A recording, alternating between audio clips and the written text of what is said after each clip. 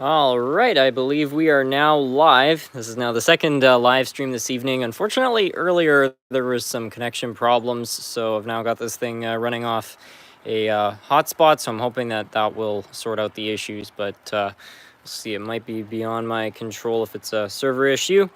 Anyway, it looks like some people are already joining back in. Welcome, everyone. Also, while we were doing Wi-Fi reset, I re-railed a lot of trains and stuff that was all derailed, so hopefully things will work a little bit better than before.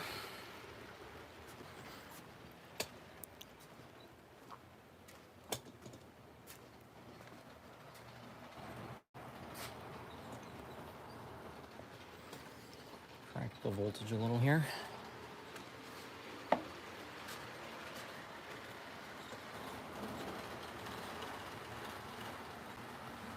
Welcome back, everyone.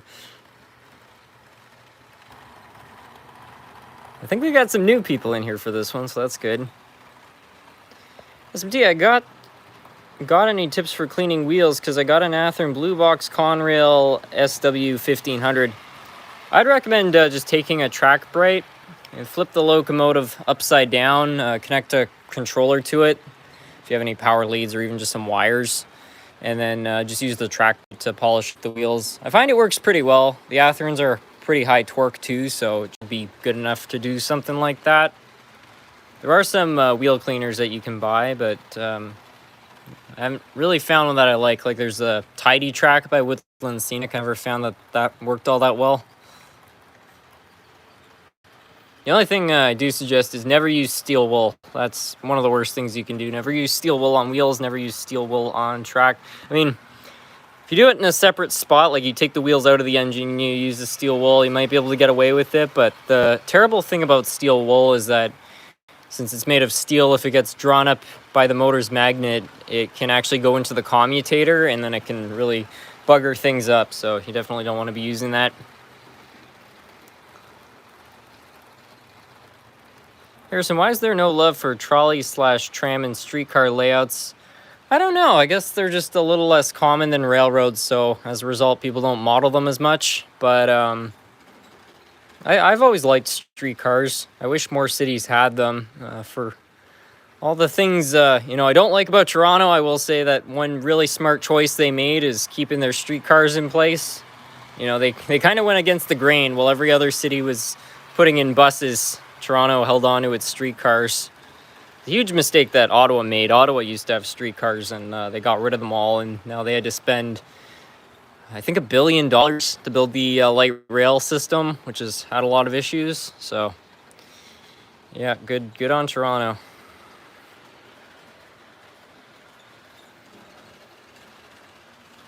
Do you have a 44-ton in a Burlington Northern paint scheme? I don't think I do. What's your favorite railroad? My favorite Canadian railroad is CN, and my favorite American railroad is BNSF.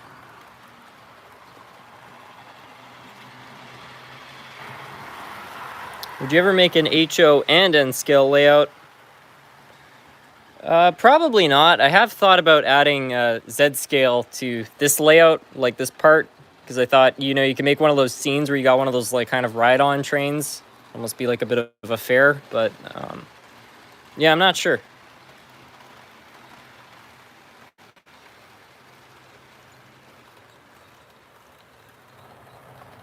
My favorite's Union Pacific.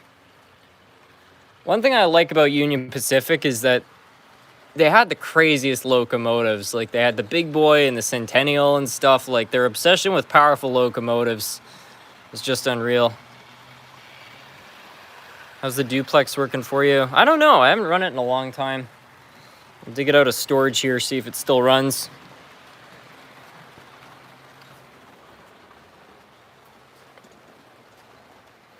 The only thing I don't like about taking out the longer steam engines is I couldn't store them like this, so you have to kind of dig sideways every time you want to get them out.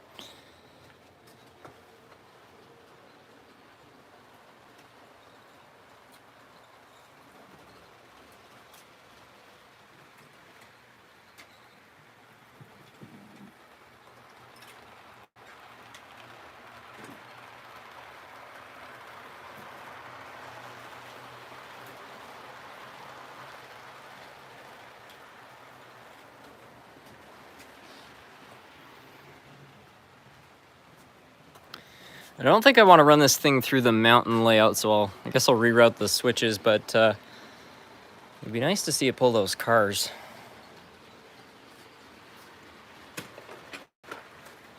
Here, what I'm gonna do here is I'll flip this over to going on the other one. There we go. How long did it take you to build this set? This has all been in the works for about 15 years. It doesn't take you that long to build a train set. You know, I've built a layout in under a year before, but the thing is it's been rebuilt many times because, you know, as you get more experienced in the hobby, you want to redo things, and it's also been expanded many times. So like this section right here is from about 2007. This one's from 2012, and that's from about 2017. So still the same layout, it's just changed countless times.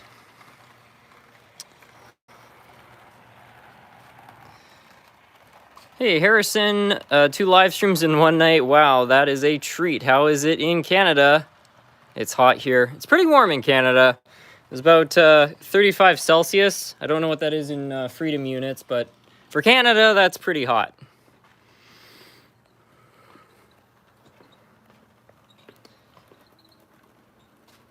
It's been rebuilt many times because the model railroad is never finished. That's just it. It's like you get done building it, and then, you know, there are all these things you've learned and all these things you want to change and add on and stuff. And I think that's just fine, you know. There's a lot of people out there that have said that I should just dismantle this whole thing, save the buildings, and rebuild the whole layout.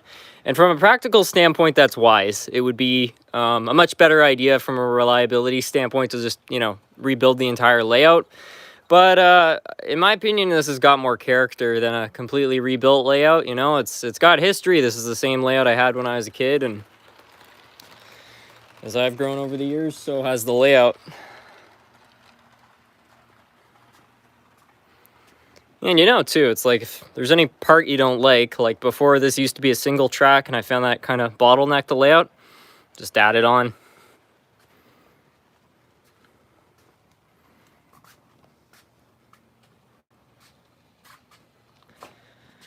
35 Celsius, that's pretty warm. Try 39 Celsius, that's what it is here in Burbank today. Wow.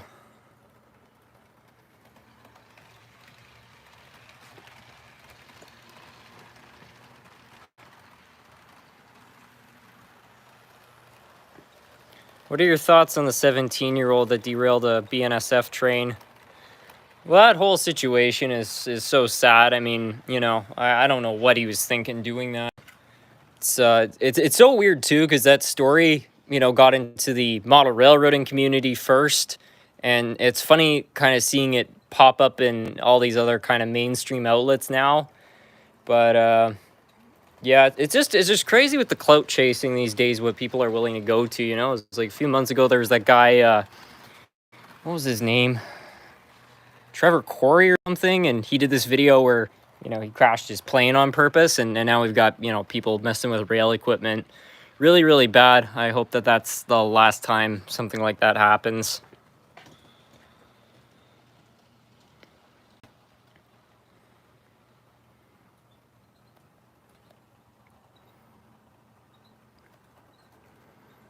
As an American, Fahrenheit just makes so much more sense.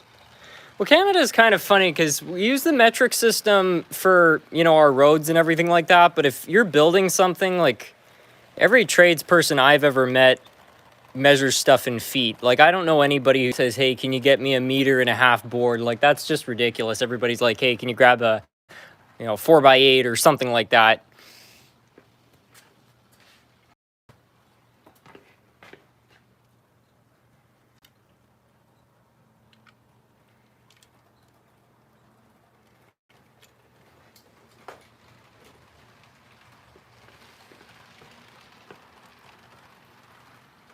You ever thinking about getting a bullet train? I have one.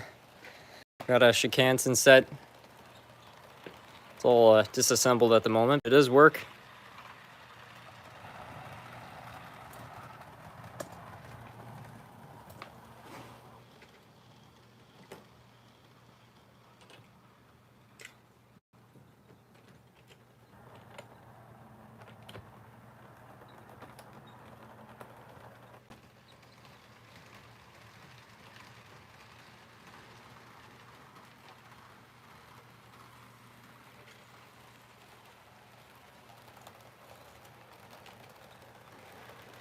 So one thing about setting this engine up on the track is that the drawbar is so easy to undo. It's unreal.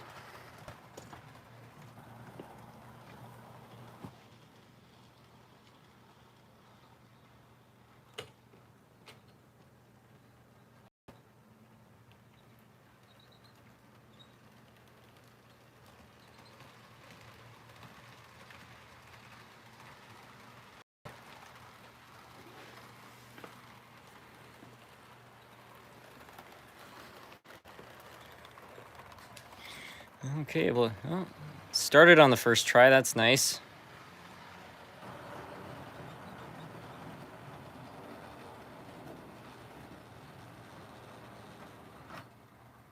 Uh-oh.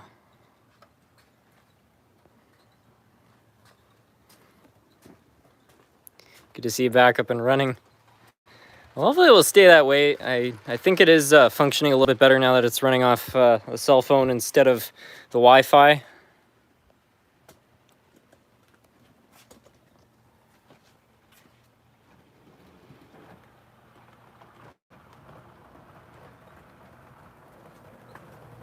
Well, I'm going to try to start this one more time, but if it doesn't work, I might just throw it on the repair bench. Poor T1. I don't know why it shorted. Everything looks okay. I just need to add more volts. I think that's the solution.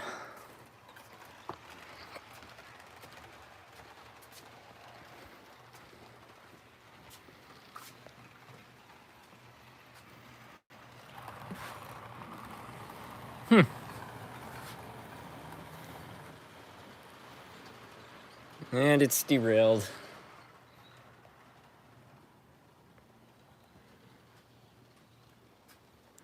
Pico is very good, but I've never been disappointed with Atlas.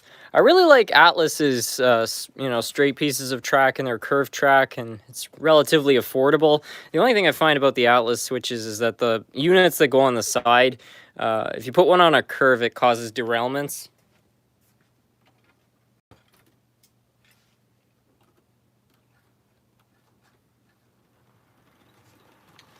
Well, so much for that. Why do you have an abandoned bridge on your layout? Well, the bridge actually genuinely was the main line on this layout at one point, and then when I built the new layout, well, not the new layout, but the new section of the layout, I was about to remove this, and then I thought, hey, it'd be kind of cool to leave it as sort of a nod to the past, but make it look abandoned. Just have the railroads kind of pushed off to the side. Supersize it. What, the train?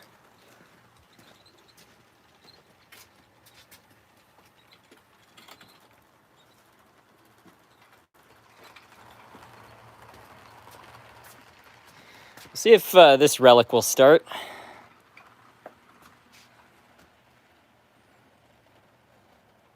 Atlas Flex Track is really good stuff. As far as turnouts, I do prefer Pico. Yeah, I agree with that.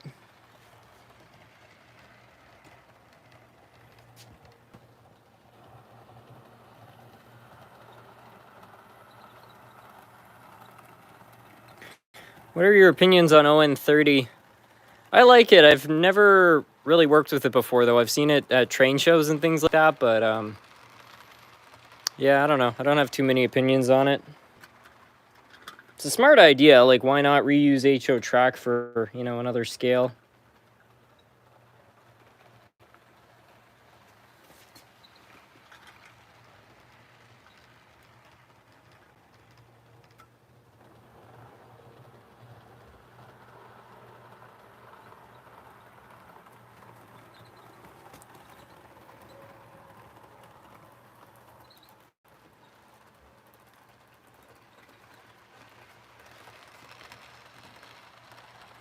What's the least favorite locomotive you have? That's a good question. I'd have to have a look. I don't think there are any locomotives that I, hate, but I do have some which are definitely a lot less reliable than others.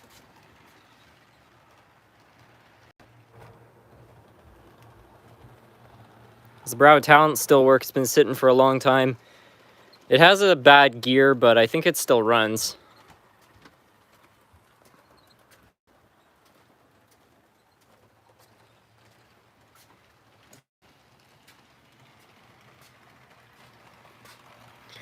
Okay, deal or no deal?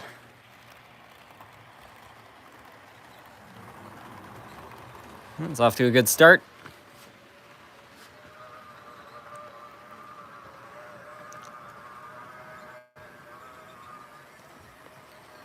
How do you get the bottom plate off an MU2? I'm not trying to spam, I just really need to know. They're held in by rivets. Well, I think some of them might be held in by screws, but most of the time they're held in by rivets. So if you want to take that plate off, you've got to drill out the rivets. The real question is, how do you get the plate back on? And there are a few options for that. You can buy some small nuts and bolts and you can put it back on that way. If you want to be lazy, you can sometimes get away with just putting a few dabs of crazy glue, but I wouldn't really recommend that. Yeah, but once you remove that plate, they're usually pretty easy to work on.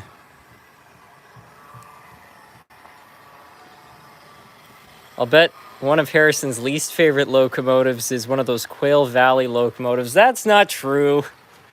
Those things are great.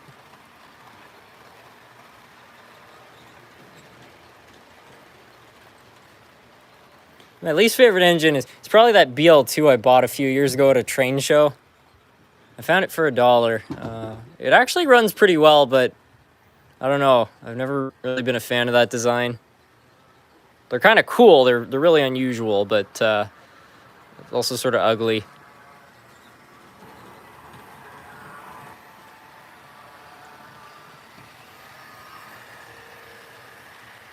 Hey Harrison, are you planning on getting a museum quality SD45X from Scale Trains? To tell you the truth, I haven't heard of that engine before. Harrison, what is the railroad you rail fan the most? Canadian Pacific. They have a line that runs through Smith Falls, which is kind of the last industrial area around Ottawa, and yeah, there's usually some traffic out there.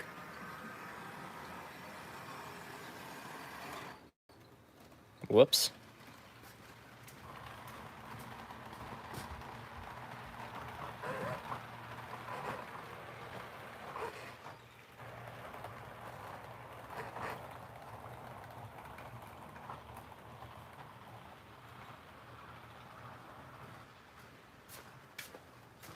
Well, I don't know what's going on with my brass locomotive here, but okay, that's really weird. It shorted out and now it doesn't want to start.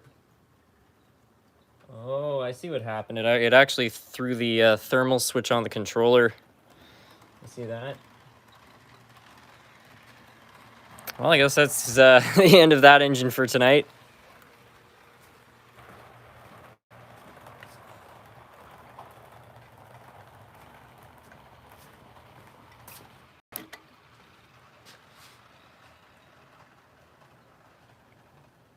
Harrison, have you ever been on the North Shore Scenic Railroad? I can't say I have. I've also seen some Canadian Pacific. It's a really nice railroad, but sadly, I moved out of Canada to the US.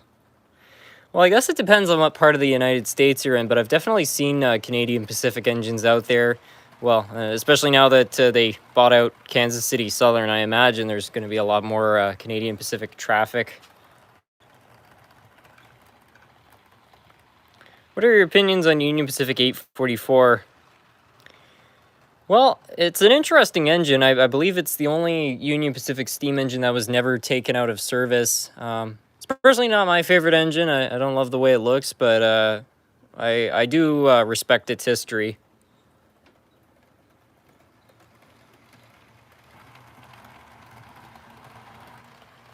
If you had to take a guess, how many F units do you have in your collection, including B units?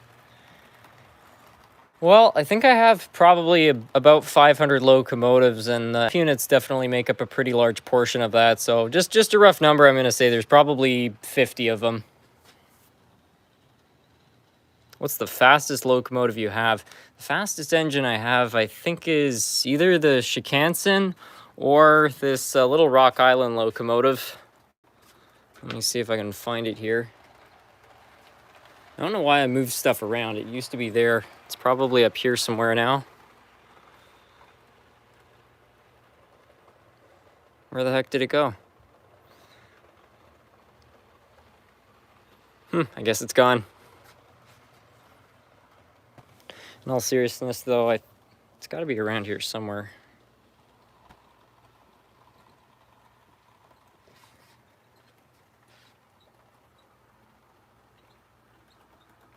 I don't know. But yeah, it's this little Mark's Rock Island engine. I don't know why it's so darn quick, but that thing can really zip around the layout. You have any Thomas and Friends Locomotive? Yeah, no, I don't have any Thomas stuff. Oh, here it is. The SD45X is basically a stretched SD45 with 4 radiator cooling fans instead of 3 on the regular SD45. I think there were only 7 ever built. Huh, it's the first time I've ever heard of that. Thanks for sharing. What are your opinions on British steam locomotives, specifically pre-grouping and the Big Four? I am American, but I like British steam locomotive looks. I prefer North American engines, but I mean, the British were really good at building steam locomotives. I believe they had the fastest in the world. I really like the Flying Scotsman.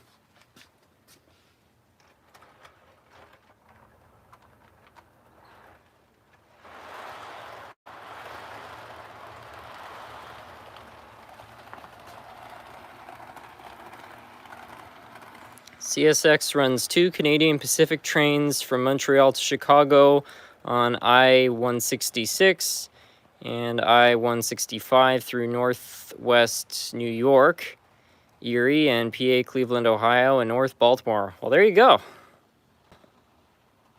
Do you have any Bachmann Spectrum steam engines in your collection? I'm pretty sure I do. What are your thoughts on CSX heritage units? I like them. Well, I feel like people are a little bit hard on them. I mean, the fact that they're making a heritage unit, it's not like they're obligated as a company to do so. So, yeah, it's important to keep that in mind. But I feel like they could have been a little bit more creative. Like, I understand, you know, they're a company. They want to make money. But I feel like they could have somehow incorporated the CSX logo with the paint scheme. Like, maybe had the CSX engine with the heritage unit's colors. I think that would have looked a lot better. But it's better than nothing. Do you plan on making an HO scale Canadian Pacific holiday train? Maybe so. I built something similar a few years ago with a couple of 210-2 steam locomotives. Just took some lights and glued them around the edges of a car.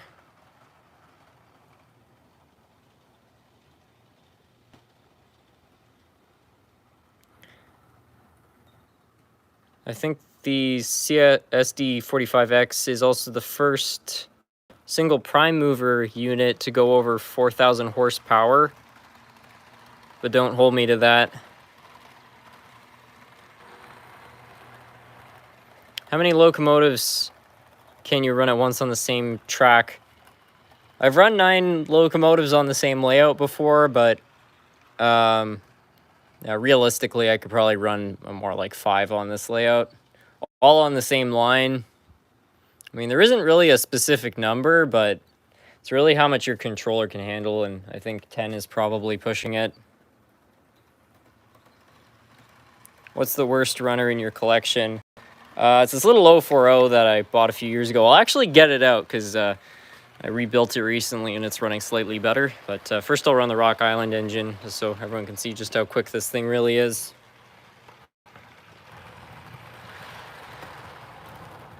Do you have a rough estimate of how many engines you have in your collection? I think the number's around 500.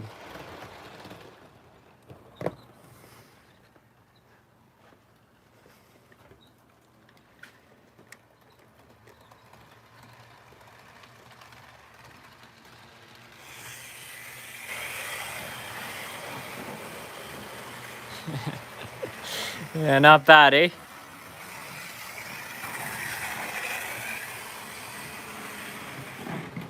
Whoops. Uh-oh.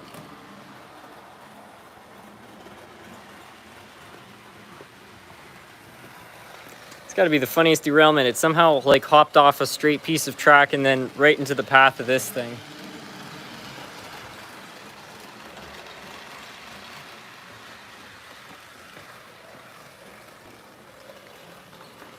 It's like a skateboard trick. It did like a bunny hop.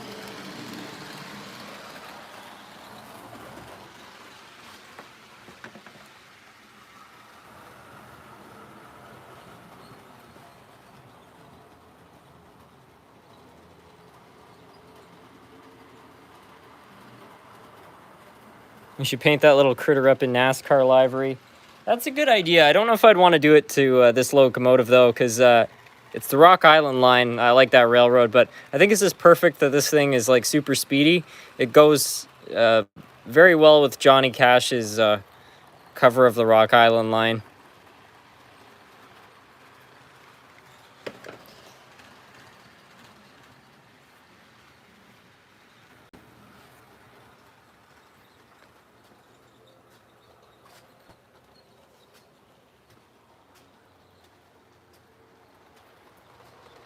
What scale speed is the Rock Island engine? I'm guessing that would probably be over 200 miles an hour scale speed. Maybe higher, I don't know.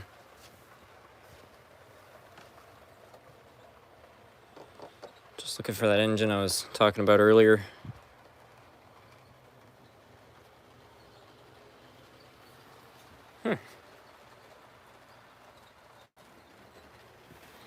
Drives me crazy when I've been working on something recently. It's like, oh, here it is. So I don't know how many of you would remember this engine, because the video of its repair was nearly 5 years ago now, but basically this engine didn't run, and then I did a repair on it. I got it running, but it really sounded bad, and a lot of people said I should oil the bearings and stuff. So a few weeks ago I decided to dig back into this thing and figure out what was going on with it. The situation was different than I was expecting. The top bearing was pressed fit into the plastic, and it had actually popped out, and when I rebuilt it, it had fallen out. That was my bad. But the bottom bearing was completely pitted. It just hadn't had oil for a long time, and so it was like you could wiggle the armature around. So what I did was I swapped the top bearing with the bottom one because it was in better condition and there's more stress. So it's not perfect, but if you compare it to the video,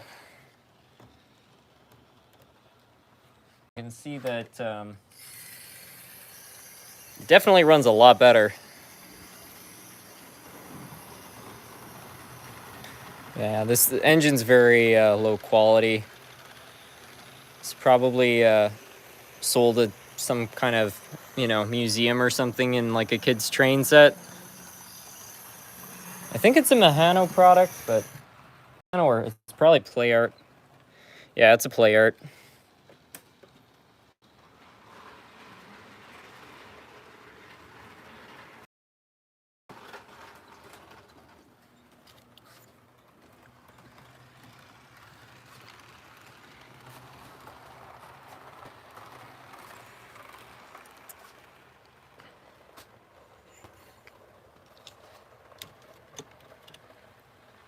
You need to run all switchers again. Yeah, that's a good idea. Just gonna go clean up a derailment over here and maybe we'll do that.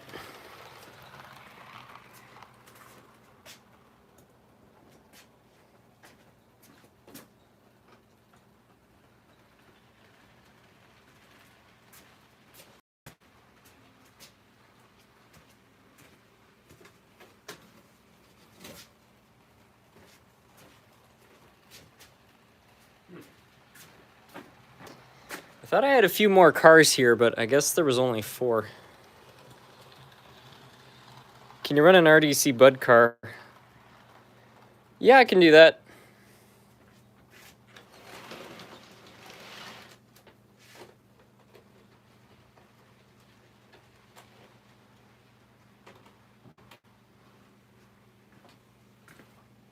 I'll run the Bud car first because it will probably be quicker to put on the track than the switchers.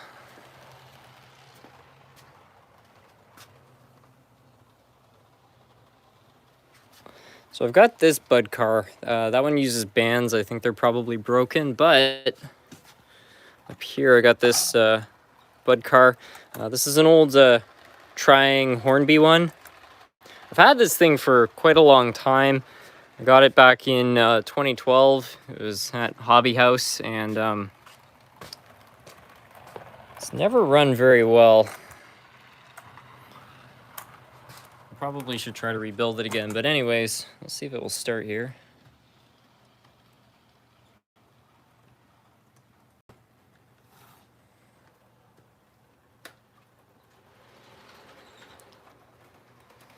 Yeah.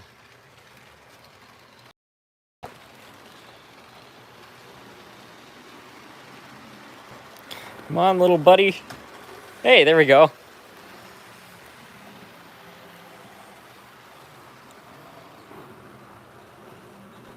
Yeah, probably needs a good wheel cleaning.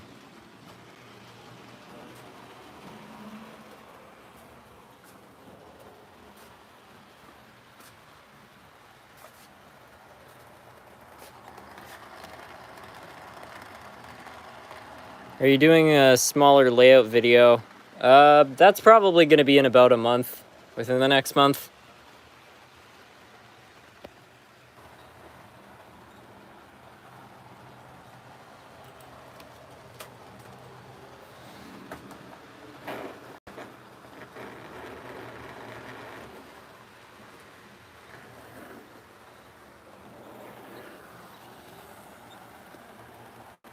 Could you run the DM3? Yeah, sure.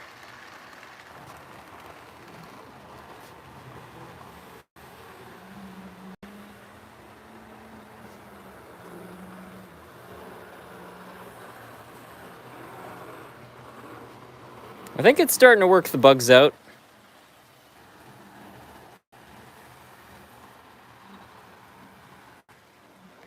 Have you seen the episode of Solar Opposites where Carvo turns himself into a locomotive because he can't get enough model trains? I've never heard of that show before, to be honest. I did like the episode of Brooklyn Nine-Nine, if you've ever seen that show, where they're kind of having... They want to build a layout in their office, and it kind of turns into a bit of a competition between the people who want to build like a realistic layout and the ones who want to just build something fun. And for a mainstream show, I find they actually did a pretty good job at kind of capturing the two different groups in the hobby.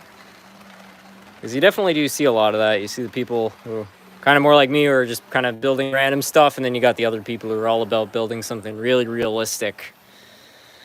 A one-to-one representation of something from the real world.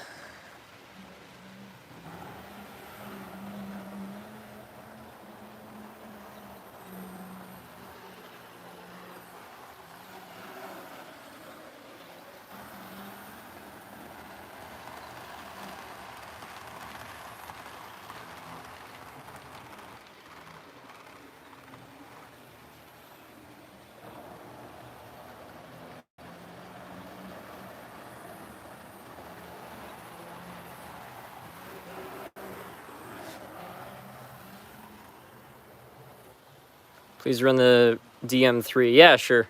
We'll run the DM3 and then we'll get all those switcher engines out. You should run the tea kettle. We'll throw it on with all the other four-wheel engines.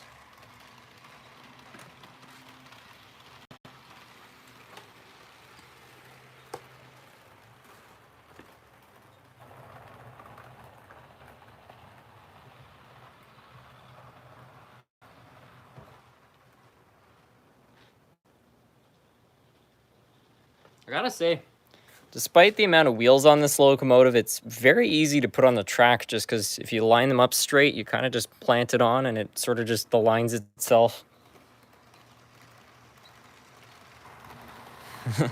There it is.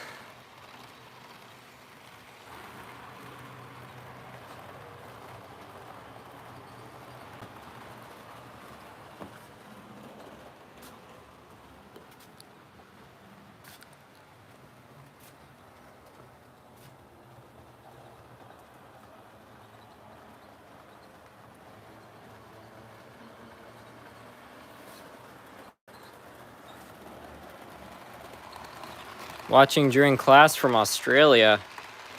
Well, thanks for the dedication. Hello from the other side of the world.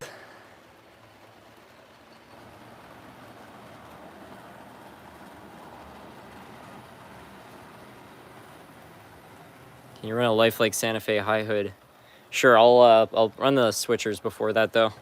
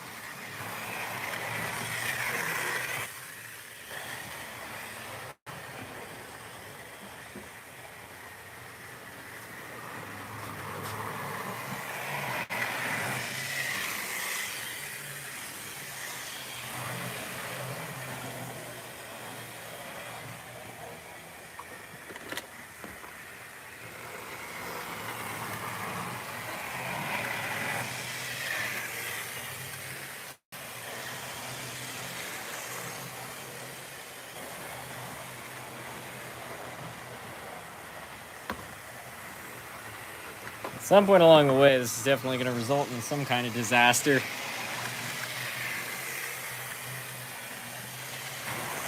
Uh-oh. Huh.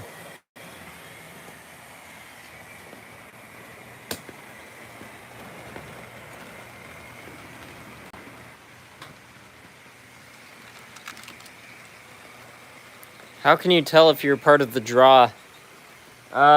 Well, if you left a comment with an indication that you wanted to be part of it, that should be good enough. Should I buy a steam locomotive or another Conrail SW 1500? If you don't have a steam engine, I'd probably go for the steam engine myself. Hey, SMT, do you recommend getting for a DCC controller? I'm going to build a new layout. Well, just full disclosure, I haven't worked with a crazy amount of DCC controllers, so I wouldn't consider myself an expert. Having said that, I did do a poll recently to see what everybody's favorite brand was, and the two brands which seemed to be most popular were Digitrax and NCE. Digitrax seemed to be number one out of those two, so you take from that what you will. Recently my buddy Liam, when I built that layout for him, I did work with the DCS 52. Seems like a good controller to me. Again, I haven't worked with a crazy amount, so I don't have much to compare it to, but just from the experience I did have, I will say it does seem like a nicely made unit.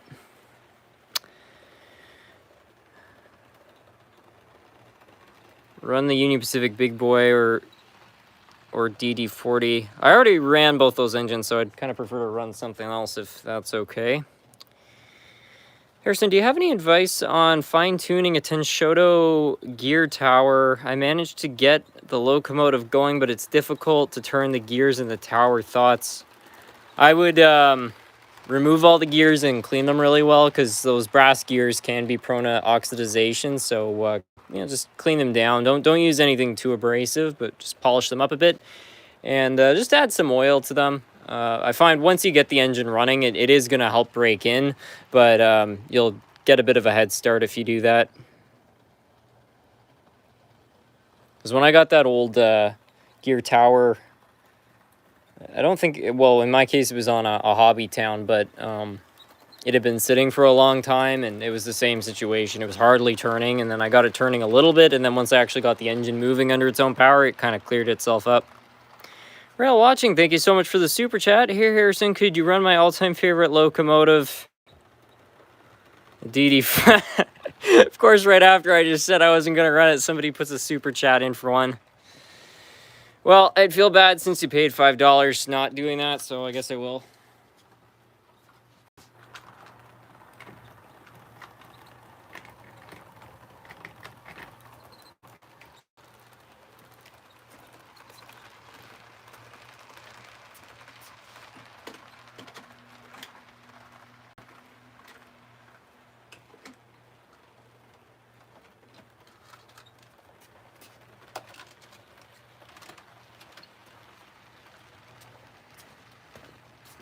Pretty sure there was something else I was supposed to run. Hopefully it will pop back in my head.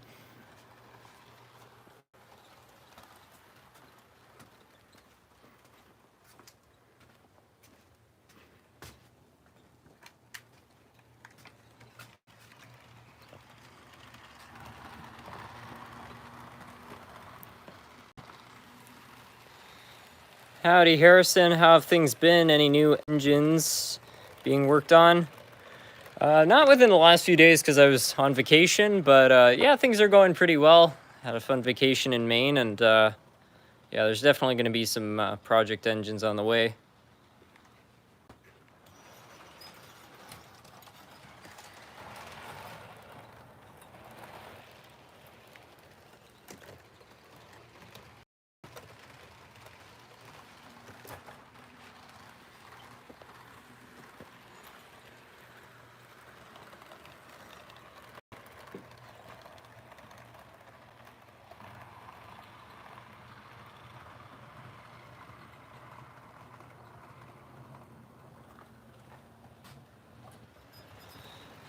There we go.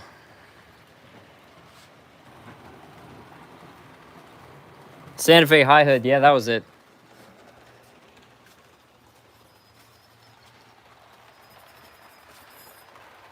Let's see if I can find that one I got at Ernie's Trains years ago. I don't know where it is, actually.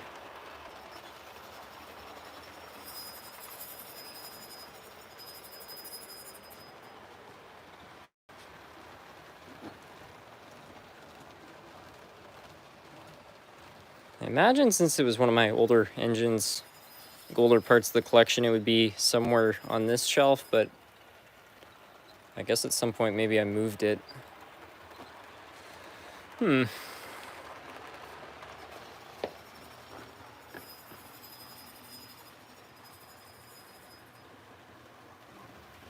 you so much for the super chat, Old Bay Rail fan, and hope things are going well. Can you run something from Japan? Sure.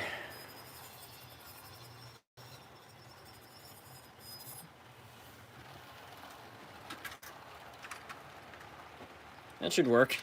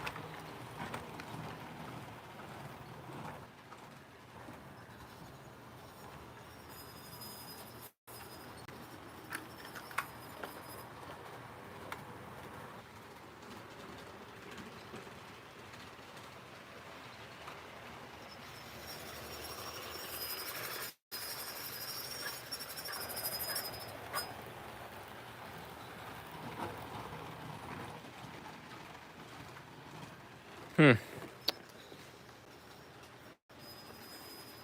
like there's a bit of a coupler height issue there, but I'll just run it around for one loop.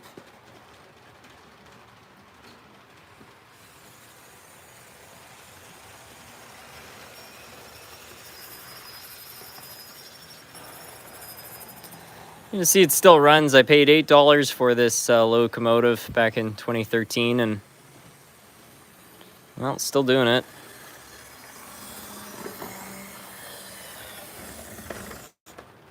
That's weird.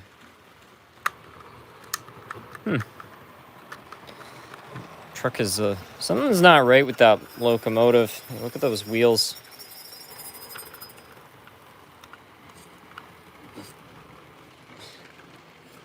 I don't know. Probably should service that.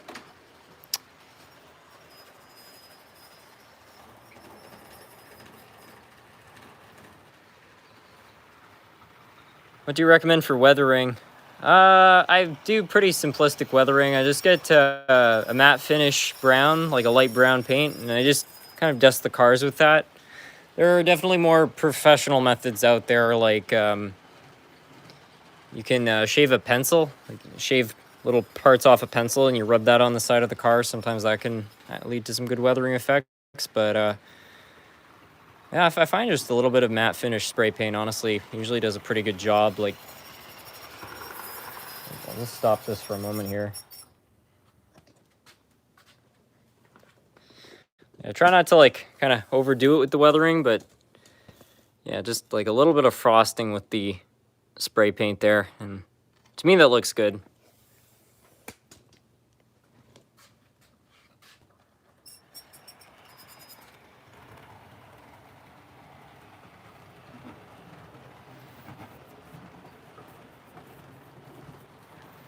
I think in a second here I'll take this freight train off the main line and I don't know, maybe pull out the Amtrak cars and try to run the GS4.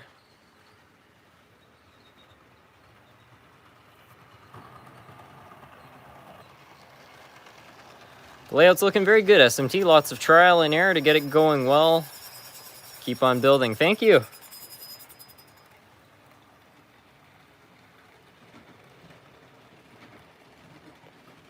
I know that the layout certainly still has problems, like there are derailments and stuff like that, but like when I look back 2 years ago, like there was a time when there was like basically only the main line functioning, and now there's 2 tracks functioning here and all this is connected now and stuff. So I do feel like the layout overall does move in the right direction.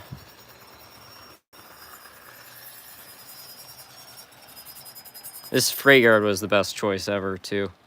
This makes it so easy for running different trains on and off the main line. When are you posting again?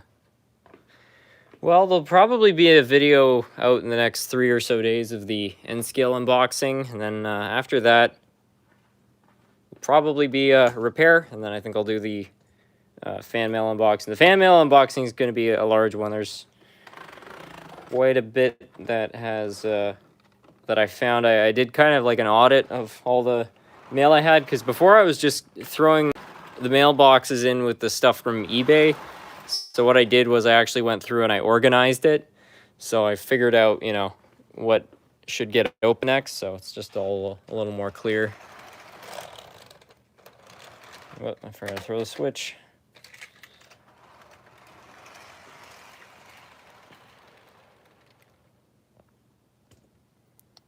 You still plan on fixing up all your building lights or upgrading to LED? Hold on.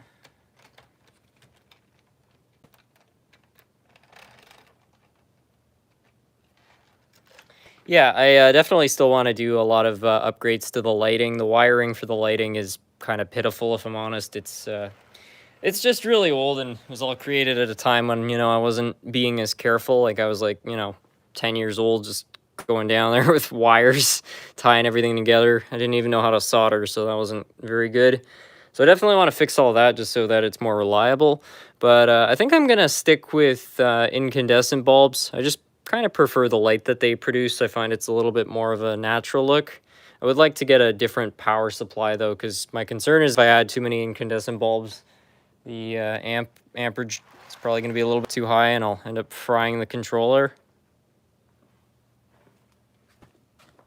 Because each incandescent bulb, in my experience, draws about 1/10 of an amp.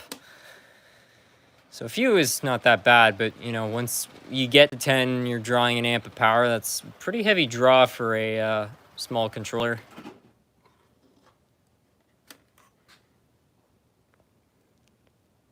The lag has rendered a black screen. Uh-oh.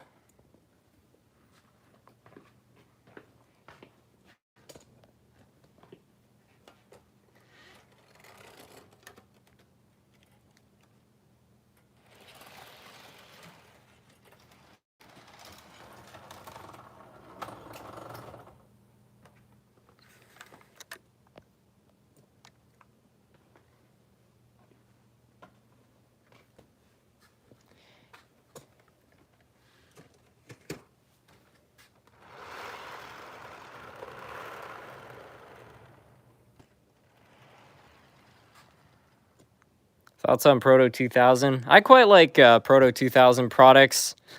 I don't think they're as advanced. Like, I think at one point Proto was kind of like state of the art. I don't feel like they've really kind of kept up in terms of detail and stuff. But the truth about Proto is that, you know, they're basically Athearn Blue Box clones.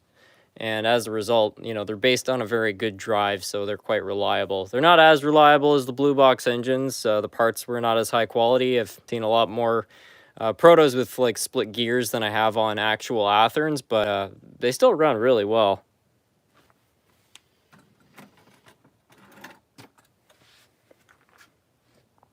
I think I'll probably have to plug my phone in a moment here. I have a feeling the battery is running kind of low.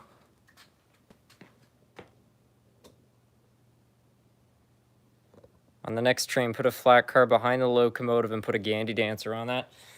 Yeah, sure.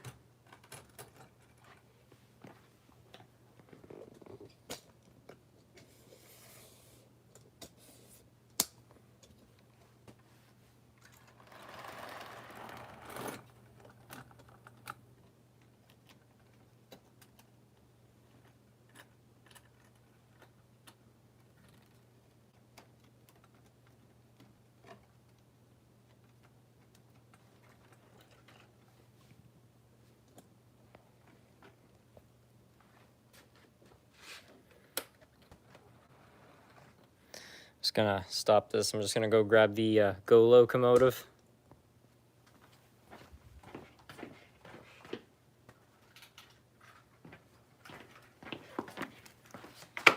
All right.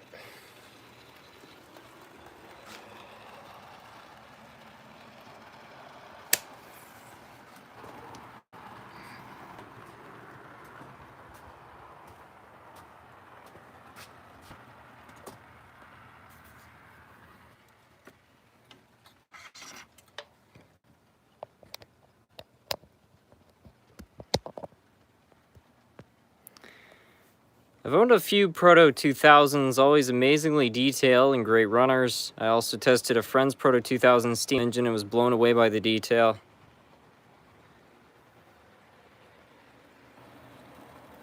Have you ever fixed a Bachmann gear? Not just replacements, 3D printed gears. I'm debating on ordering them. What's your thought? I don't know. It's funny, in the last live stream I was actually talking about that because Ron from Classic Model Trains did a video where he ordered some 3D printed gears and they were not great. Now, I think the technology's moved forward because I know that the newer ones I think are resin printed, but I've never tried them myself. I actually tried to order some off eBay and they got lost in shipping, so I never got to use them. If anybody else has had experience with 3D printed gears, please share your experiences because it would be good to know. Can you please run a BL2? Yeah, sure. Do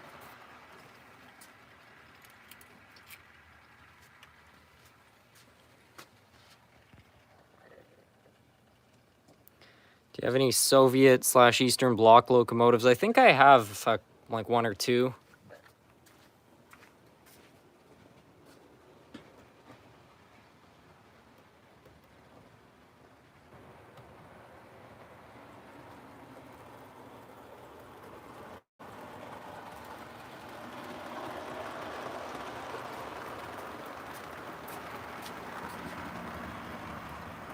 The daylight would be better with daylight passenger cars. Yeah, I do have a point there, David. At some point I'll have to swap out one of these trains. Either take the Amtrak cars off the layout, put the daylight ones on, or take the CN ones off. You think you'll ever do a complete loop around the basement?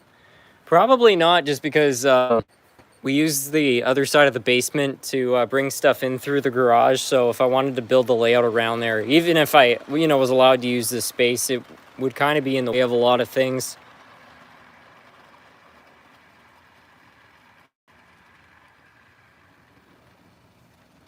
I think this BL2 might have some bad gears. It's kind of making a bit of a thumping noise as it goes around.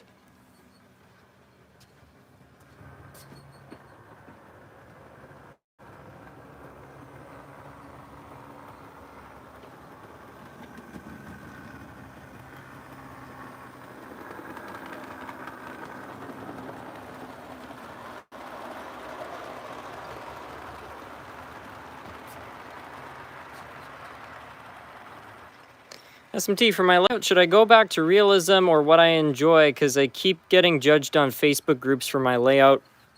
Build what you enjoy. There are people out there who say, oh yeah, you build your layout a certain way, like pick a date and an era and location, so on and so forth. And I mean, if you really care about like the historic side of model railroading, fill your boots with that. But it's just not for everyone, I think some people just don't really care about that, and it's fine. And, it's like, the thing that I always say is the entire point of model railroading, it's a hobby. It's to have fun. So if you're having fun building it, you're doing it right. There isn't really like a right or wrong way to build a layout. So yeah, what I do, just build it the way you want and just don't post on the Facebook groups, because I don't know. Facebook groups, I don't care what Facebook group anybody's in, but there's always a few people who just seem to get angry over everything.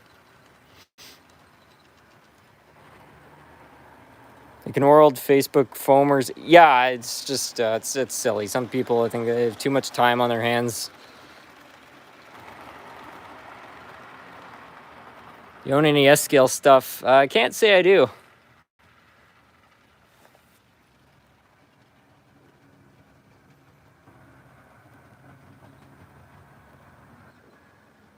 Are you going to be watching the Olympics? Probably not, to be honest.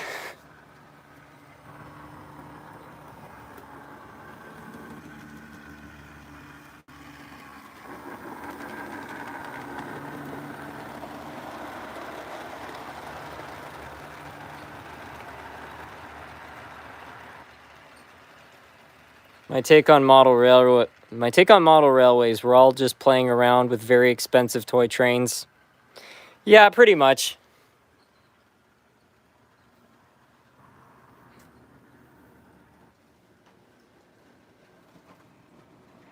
I don't know. Like, I don't have any problem with people who want to build a realistic layout. That's all good. I just I don't like it when people see their way as the only way. 'Cause, yeah, I don't know. There's especially like a lot of like, youngsters in the hobby, and they just get like ripped apart. Like they like upload a video of their layout and people just start like making fun of them for it and stuff. And it's like, yeah, if you don't have the experience or the time or the money, it's kind of hard to build something perfect. But I think building something perfect shouldn't be the goal if that's, not really what you want anyway. Like, I feel like some people out there, they get so focused on trying to build something that's realistic, they almost lose sight of what's important. Not all of them. There are some who, they just want to build something nice. But I'm more talking about the judgmental ones.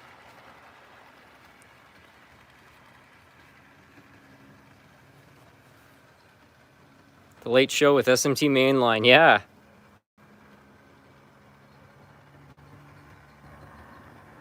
Any plans on future expansions for the layout? I think that I'm probably going to end up building a freight yard under the layout and then run some sort of a line so I can park all these, long passenger trains.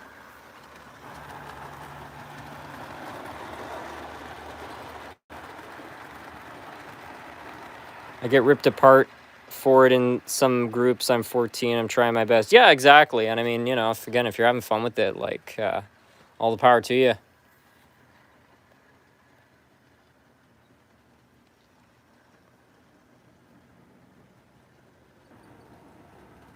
First rule of model railroading, it's your railroad. You get to run it the way you see fit. 100%. In pulling the Amtrak set, I mentioned in an above post, the Daylight is the most recent steam locomotive to come down to my home line, CSX Brow line, and then SCL back in 1977. Huh.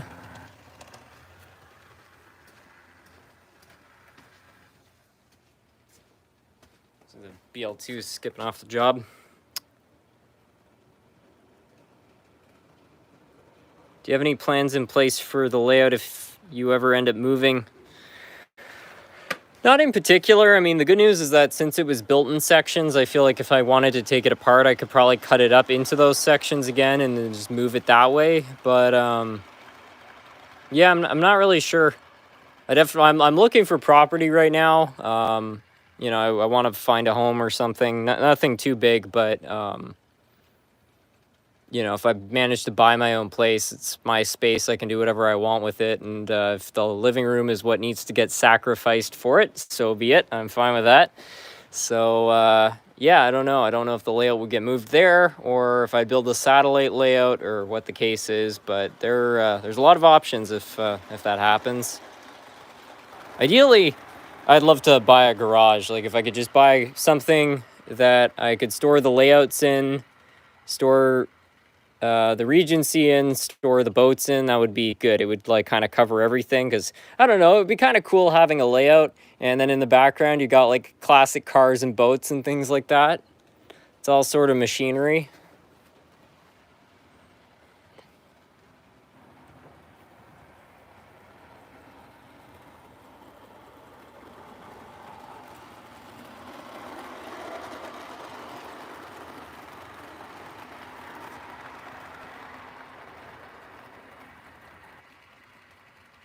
Our generation is the unluckiest for home buying in Canada. Yeah, I tend to agree with that. It's not the greatest time, but I don't know. I'll keep trying. Something will probably come along.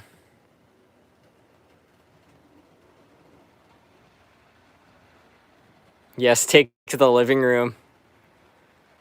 I think it'd be great. People just come over to my house, just trains everywhere. Maybe build some sort of a delivery system, you know? Somebody wants something upstairs or downstairs, just send the train. They did that in an episode of, what was that called? Man Lab. It was a series done by James May. It was really good. They just did little engineering projects, and that was one of them. It was a train to deliver stuff throughout different parts of the office. I think it was G scale, which would be pretty good for shipping things.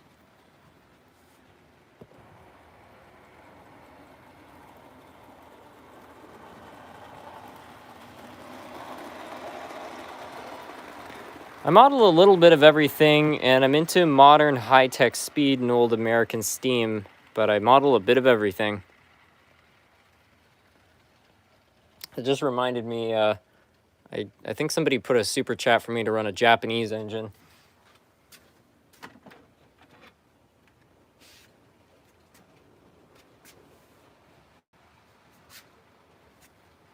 I wonder if the Shikansen can handle the sharp corners on this layout.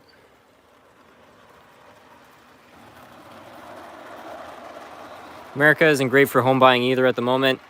Yeah, I mean, I don't even think it's just Canada and the United States. I think it's kind of an international issue, but Canada seems to be getting hit particularly hard right now. Like they've done studies that like a house in New York State is, I think, half the price of what a Canadian one is. I mean, part of that's the exchange rate, so it's a little bit of a misleading figure, but still, even if you convert the dollar, things are still a little bit cheaper in the States. Man Lab is awesome. I love James May and his enthusiasm for his Flying Scotsman in the show, Toy Stories. Yeah, if any of you haven't seen Toy Stories, that was a great series. The first one they did about model trains was good.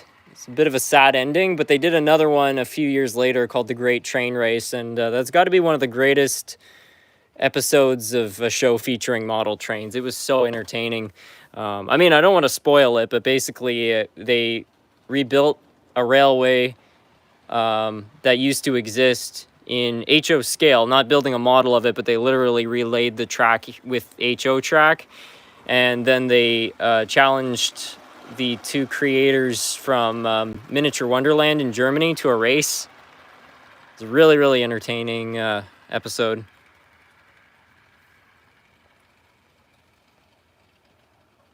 Burning the midnight oil. Yeah, probably so.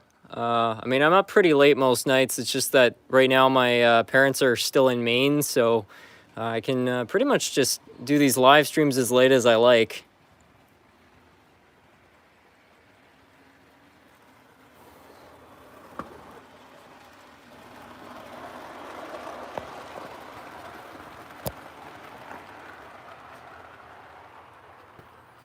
Did you see Canadian Pacific 2016? I never did. It wasn't operating anywhere near me.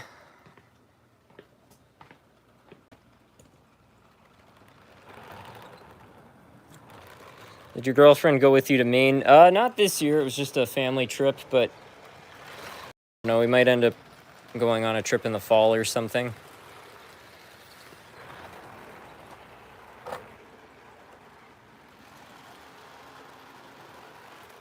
It was funny last year when I was up in Maine with her, because we'd gone to this ice cream shop, and a few days later I was hosting a live stream. I was back in Canada.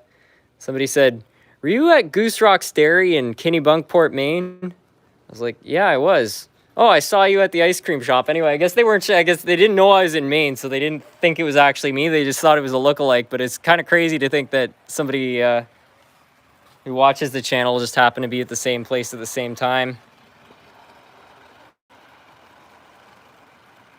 I don't see the username, but everybody's saying happy birthday, so I guess there's somebody in the chat named Connor. So happy birthday, Connor.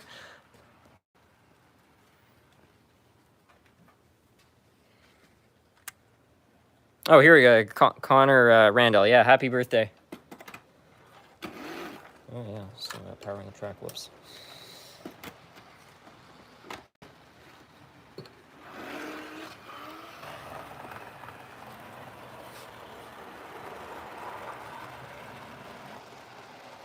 SMT, could you give me some advice on how to make a mountain on my layout? I'm 14, on a budget. What's the best way to make it? Okay, to build a layout, well, not a layout, but to build some mountains really cheap, all you got to do is get yourself a ton of cardboard, cut the cardboard up into strips, then you take your hot glue gun there, you glue the strips into kind of like the rough shape of the mountain, you kind of build like a bit of a skeleton, and then you just take paper. It can be really any kind of paper. I use deli paper, but you could use newspaper. Soak that in some watered down glue from the dollar store, lay that over the strips of cardboard, and then all you have to do is throw some green paint over that, put a bit of ground cover, and just like that, you got some mountains. Talking about Maine, did you record any tours of any train stores? Trains and Such was such a great tour to watch. That was a good store. There aren't too many train stores near Arundel anymore, so I wasn't able to visit any, but there is a model train museum which opened up at the Seashore Trolley Museum. So I went there, and they kind of have a store. It's not officially a store, but I guess people donated things to the club they didn't need, so they were trying to sell it off. So it was sort of funny. I saw an engine I was interested in, and I asked the guy, I'm like, are these for sale, or is it, just supposed to be for display? And he's like, well, we're not really set up to sell stuff, but if you donate something to the museum, you might get that as a gift. So I donated $20, and he's like, all right, there you go. So that was nice. I think they are looking to actually start selling model trains there, which would be great because there aren't any train stores around there. But what I think would be wonderful is if the guy who is running Maine Model Works opened up shop there. I think it would be a total win-win for both the museum and his business.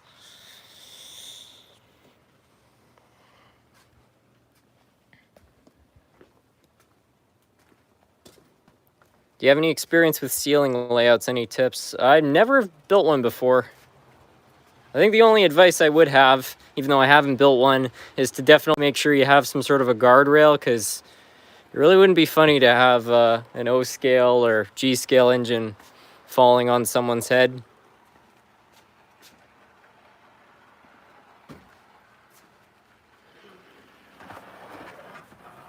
How much did this layout cost? I have no idea.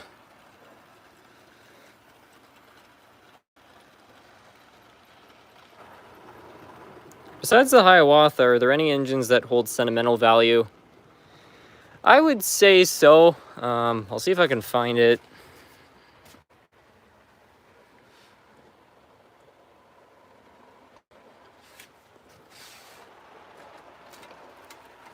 This was my very first locomotive, and it means a great deal to me. I mean, it's in horrible condition. You can tell that it definitely got, you know, a lot of play back when I was younger.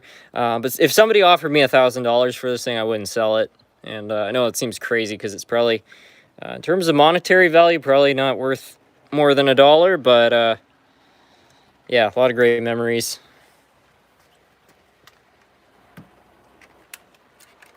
Tons of others, like out of my father's collection and stuff.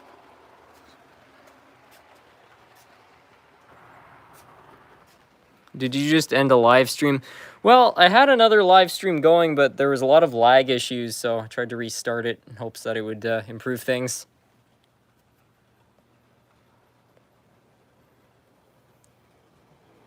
What's the weirdest train you own? Well, I think that new Swedish engine, the DM3, I don't know where I placed it, but that's definitely one of them.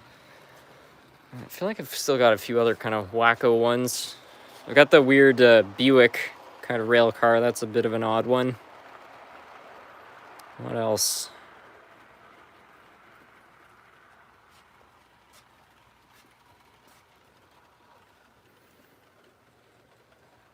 Oh yeah, it's this thing which I built. That's a pretty odd engine.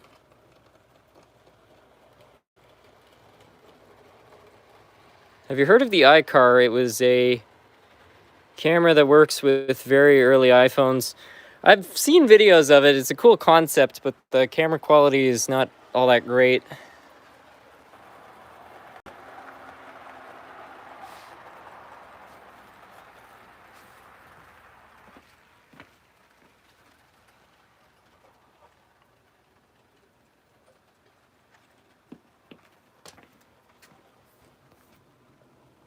I wonder if this is shorted. Oh, it did. Uh-oh.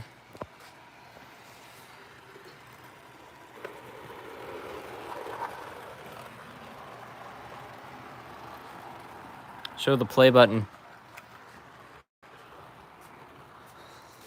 There it is.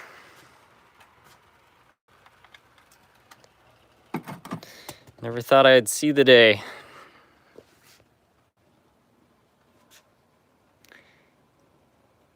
Glad to see the $15 Berkshire is still in the collection.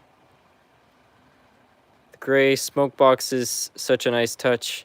Yeah, for sure. I don't know if it's running right now. I think it dropped a screw, but yeah, it was quite the deal.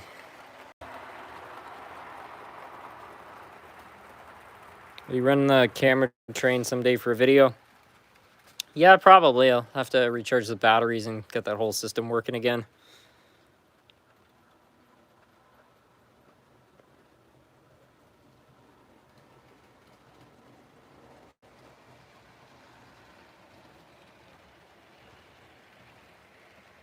I like the Virginian square head locomotive you got on eBay from your last video. It was a nice one. Yeah, I really like it.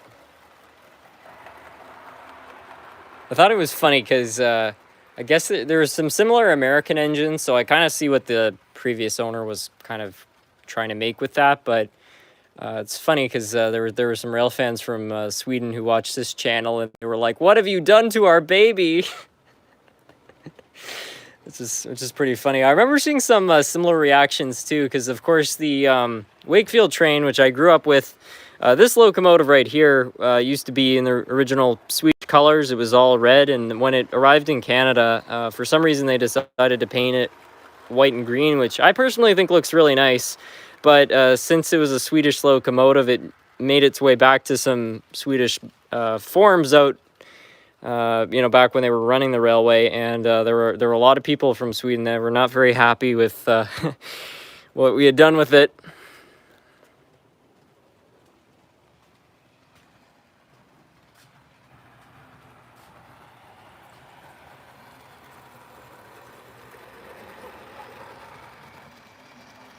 Have you ever pre-ordered a locomotive? You know what? I don't think I actually ever have. I've got some new releases. Like I got the Aurora model pretty short out after it was released, but I don't think I've ever placed an order before. No, actually I did. When Rapido was coming out with the LRCs years ago, I did pre-order those. I ordered them like 4 years before they came out, but I think that's the only time I ever did.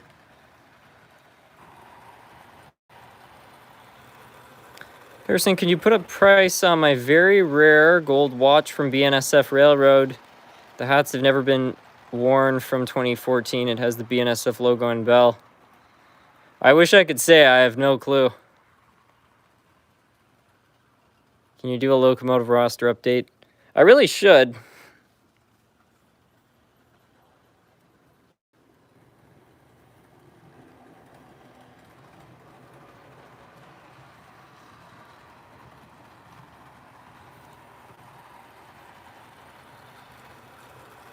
What's your favorite F7 shell? Good question.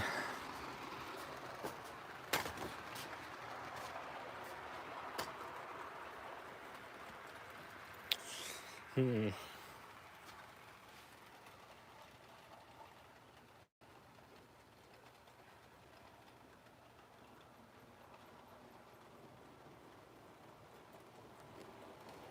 don't know. The main central one.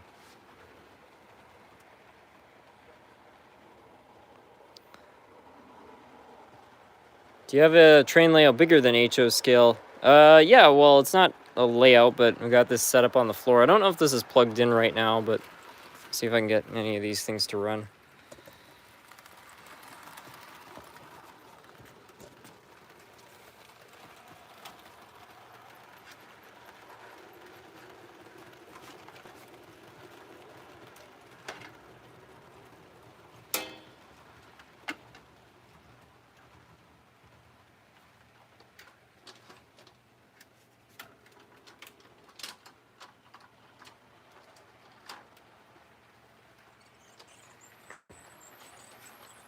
Yeah, there we go.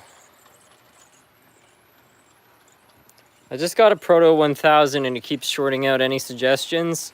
Yeah, check the wheels. Often the gears crack and then the two wheels, the axles, which are actually fitted inside, they just start to kind of like touch together. So I would take the wheels sets out, place them on the track and see if those themselves are shorted. I bet they are.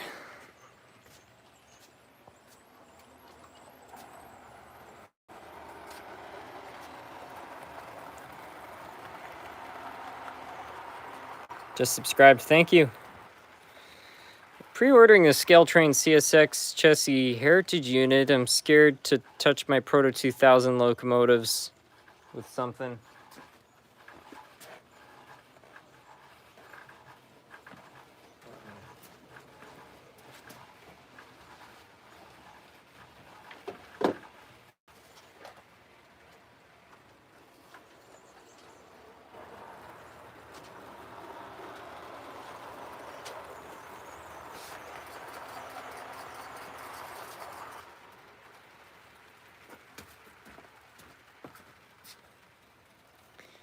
I've been watching the channel since it started. Well, thanks for sticking around. I dare you to run the cursed Acela locomotive. Yeah, dare accepted.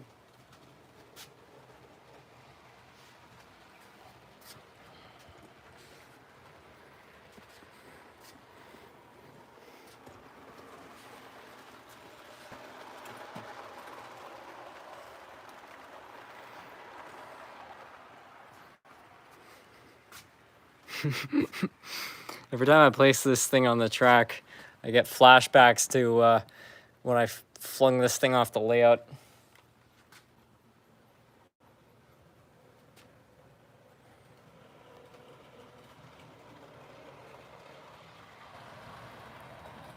Do you have a Tyco Golden Eagle around? Yeah.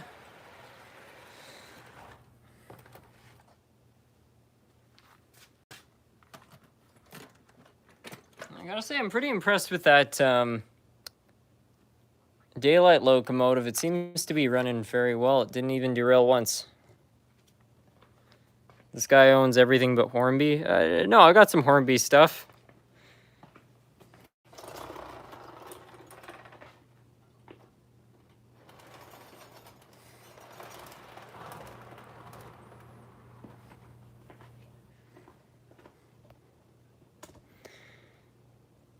By the way, SMT, most of my model railway friends here in Spain know about your channel, so you're pretty famous here too.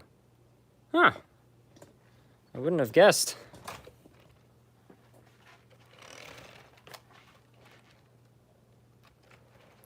One portion of the channel, according to my analytics, which has grown a lot, is there's a lot more viewership from Germany, which is interesting. That's been increasing, which I don't really understand why, because obviously, you know, I'm not speaking German in any videos, nor am I really working with anything from Germany, but yeah, the amount of viewership from Germany has doubled over the last year, so I don't know why, but I appreciate the support.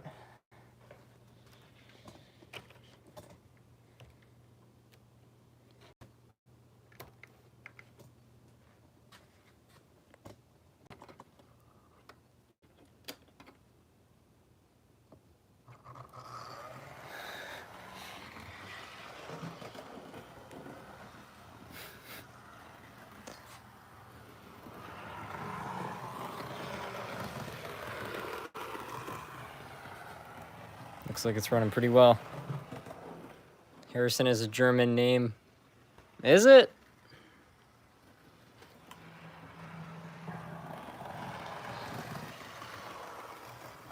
Here we go again.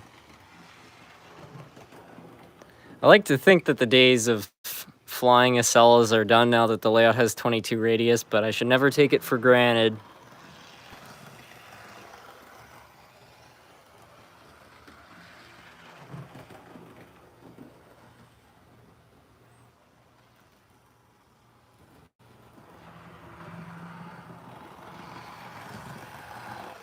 Can you run the extended F unit? Yeah, sure. I'm from Australia and I bought an unstreamlined C38 class 3030. It has 2 brass flywheels, a bit small locomotive, but it gets the job done with a tough motor. That sounds nice. Anything with flywheels, you're probably in for a treat.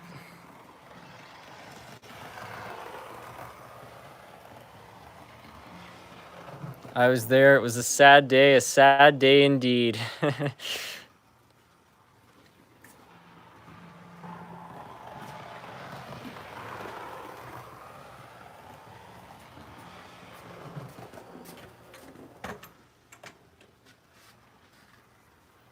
mean, I think that this Acela is quite inspiring. It just goes to show you that no matter what life throws at you, you just keep on trucking.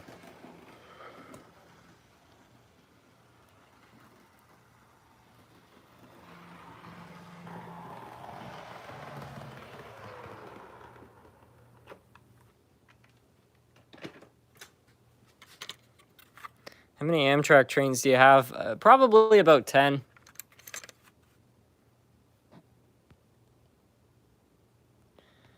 Many Germans speak English in their schools. I think they teach English as a second language. Could you run something Chicago Northwestern or Illinois Central? I'll have a look. I remember after I did that video of that Brazilian locomotive, I guess a lot of like forums and stuff, because that video for whatever reason ended up getting like 170,000 views or something like that. So I guess it was getting sent around through like a lot of like group chats in Brazil and stuff. But anyway, I saw this guy had made a review about one of these things, so I decided to check out his review, and he was speaking Portuguese, so I couldn't understand what he was saying. But then in the video, he starts referencing my video and stuff, and it didn't sound very nice. I don't know. I don't know if it was a lost in translation thing, but yeah, I don't know. I think I might have ruffled some feathers with that review.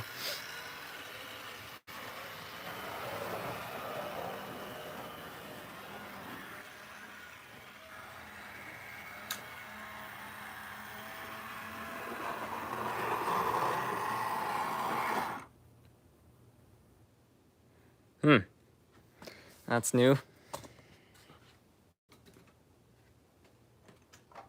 Possible I might have to take the station out of the way to run this thing around.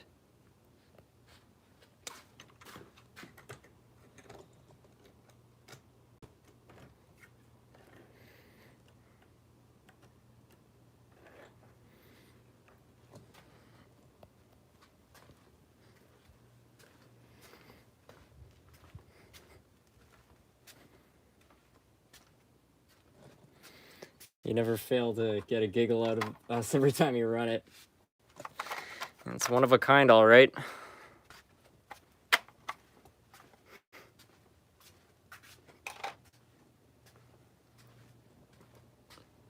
It's an ABA deja vu, yeah.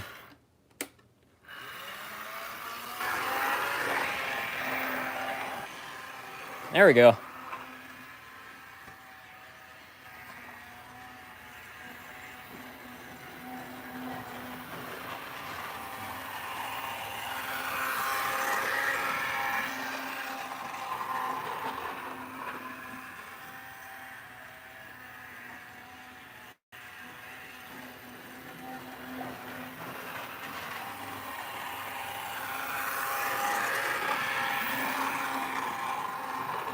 What is this, an 030?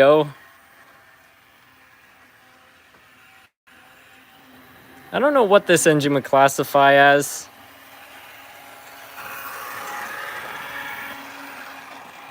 You still have the farm rail GP9 laying around. I still have the shell for it, but I'm pretty sure I sacrificed the drive at the time to build the runaway train.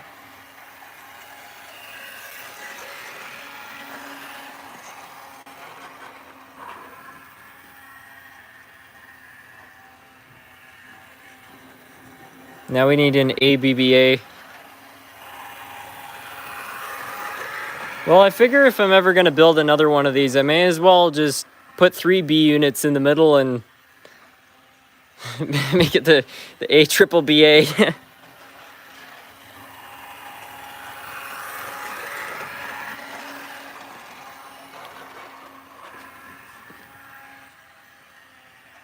It was so funny because I made that short after I made the video of like converting this thing so it could actually like run full circles.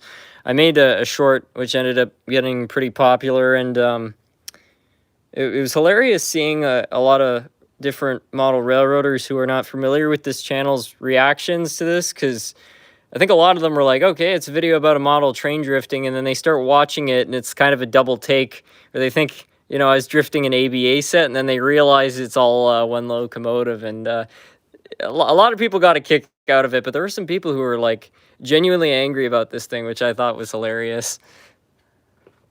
They're like, what have you done?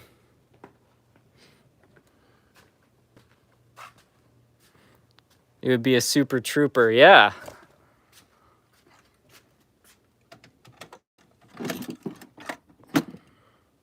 Anything from BC Rail.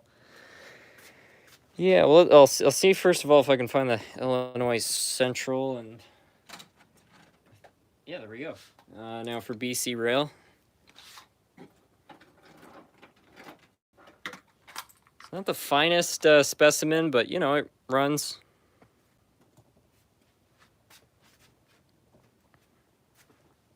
Would you ever get G-scale? Yeah, like the one on the floor there is a G-scale, so I already have one thanks to David's Eater G-scale.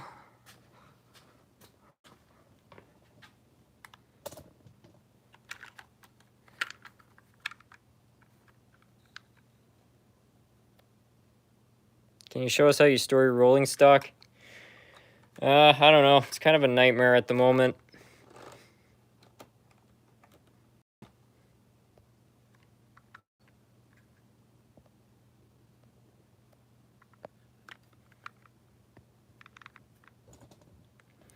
I found that in person, a surprising amount of modelers, even quite serious ones, get really interested in seeing Tychos running well, especially on DCC. It might just be nostalgic. I think that very well could be the case. I mean, most model railroaders, I mean, to your point, even the ones who, you know, are into the more precise side, a lot of them started off with a basic train set at some point. So, you know, I think Tyco, you know, despite their quality, definitely holds a special spot in a lot of people's hearts.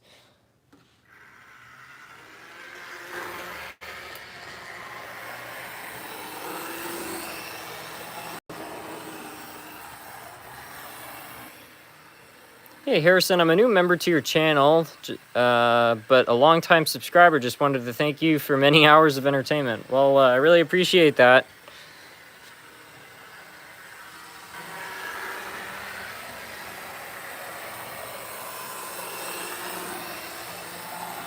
I might buy a Chattanooga 280 from my local hobby shop. It is a big set with 3 coaches.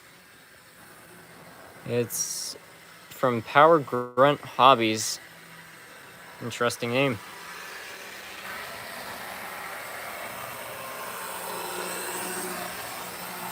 What's the progress on the Athearn locomotives? I think I did some basic cleaning on a couple of the ones which were already running well, but the rest of them I haven't worked on yet.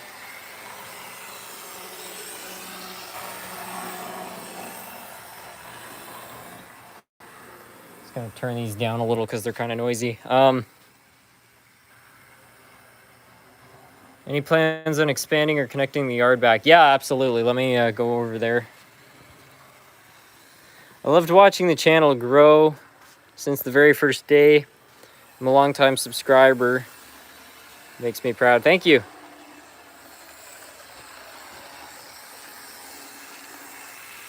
Yeah, so the yard over here, I bought this switch so I can reattach that, but this is all going to be completely rebuilt because I really botched the job, if I'm honest. Like, this is not well made. I want to put proper switches in it. No more of this weird kind of switchback system.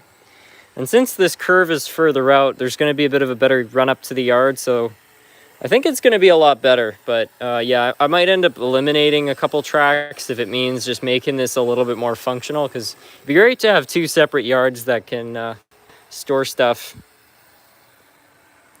Apart from model trains, I collect quite a few power trains toys as they formed part of my late childhood. I even built a layout for it with my granddad back in the day.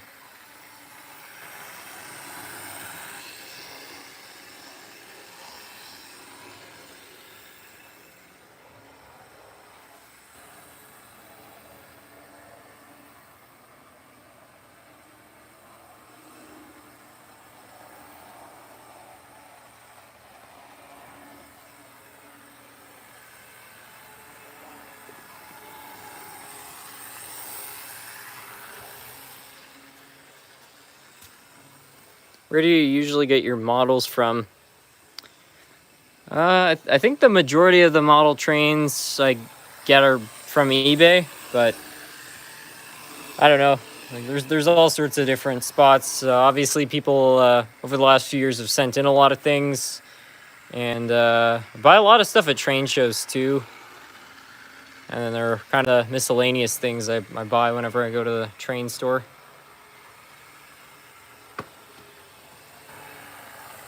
If you could go back, would you build your layout on foam? I think I would. The main reason I feel like it's the best thing to build a layout on is because it can't warp.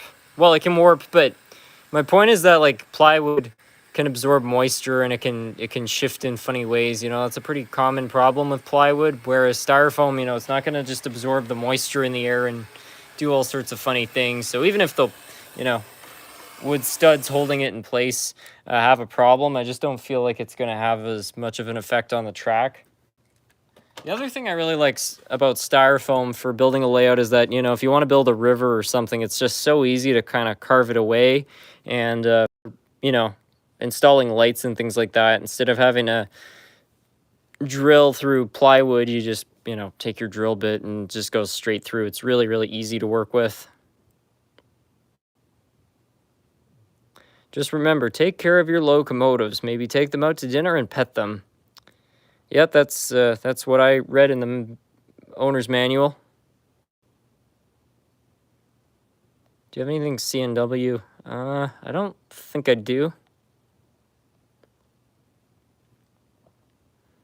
If I wanted to start my model train layout, how can I start with what track? Of course, well, yeah, there are the roadbed tracks, so you could buy like Bachmann Easy Track or Cato Unitrack, Power Lock Track. If you want to build a layout and actually nail things down, the two most common brands are Cato and Atlas. I prefer to use the Atlas track for the straights and curves and things like that. The Atlas switches are okay, but personally, I prefer the Cato and Atlas. Not Cato, sorry, Pico and Atlas. I'm getting tired.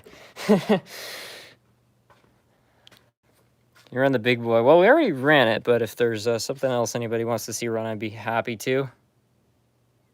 I tried to build a layout with plaster cardboard material called platter. It works well, but I prefer styrofoam. Huh, I can't say I've ever heard of that.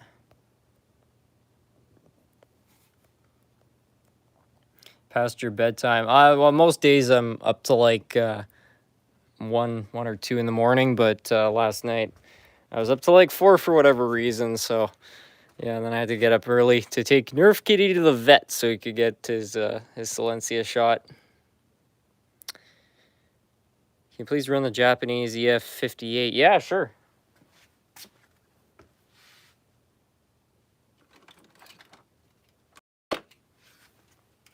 It's funny, I was thinking the other day, it seems like it's been a while since this was run. I wonder if it's going to start. Do you have any F40PH locomotives? Yeah, I've got a few.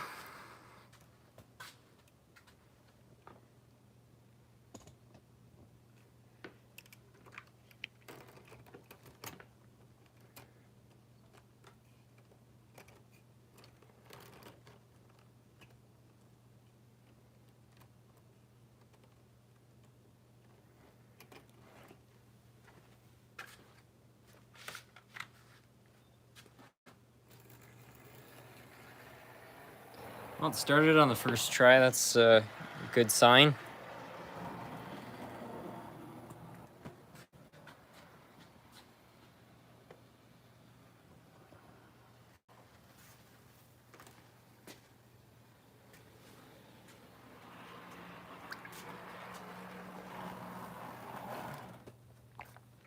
Crap.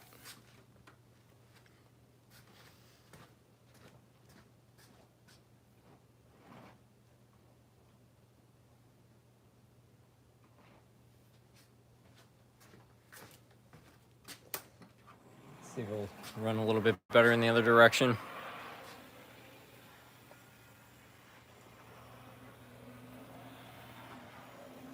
Can you run 844? I don't have a model of 844.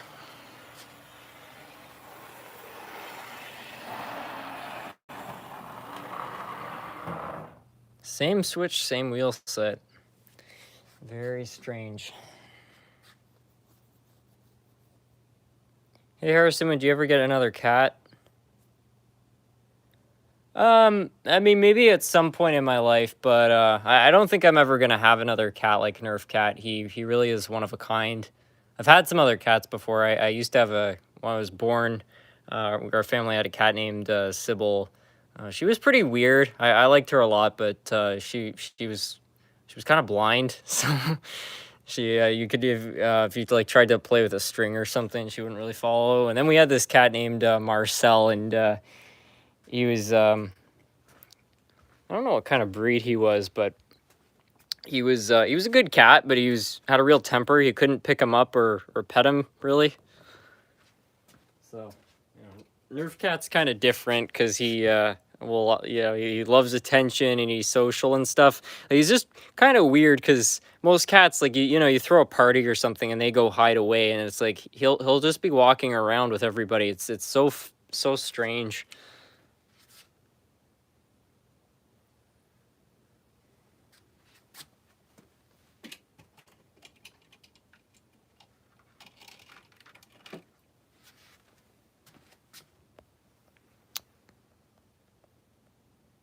Do you have any school buses on your layout? I'm a school bus driver, just wondering. I don't have any school buses. I have a couple I've got like one of those fishbowl GMC buses, and I've got a couple Greyhound buses. My family back on my dad's side had a lot of history with buses. On one side, they were operating some Greyhound buses, and on the other side, they actually had a line of school buses.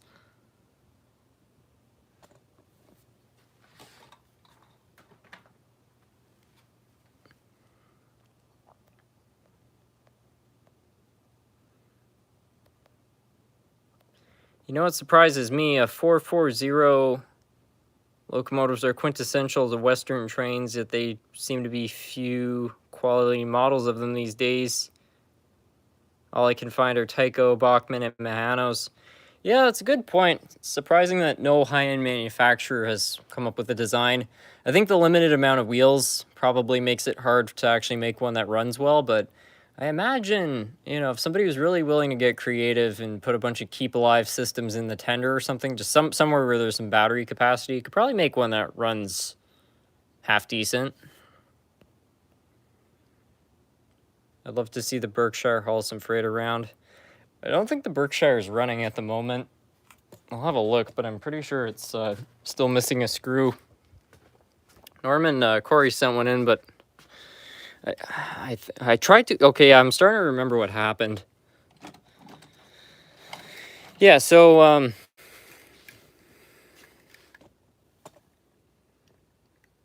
maybe I was successful in fixing it.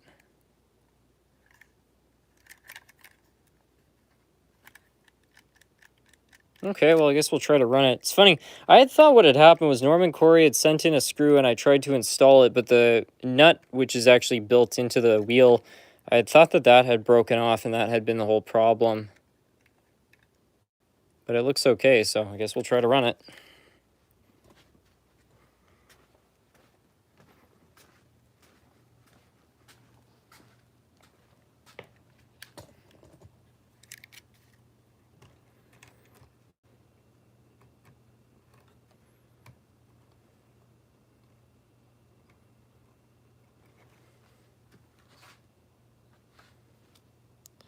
Just gotta find a tender somewhere that will work with it.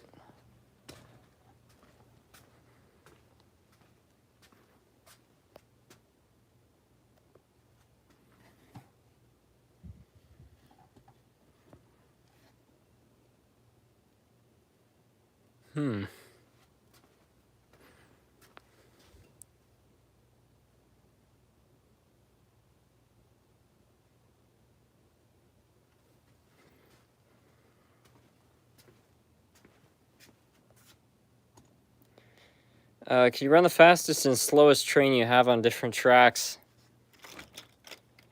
Well, we already ran the fastest. I don't know what the slowest in my collection would be. Probably that Canadian Pacific SD40. SD40-2 with the gear reduction.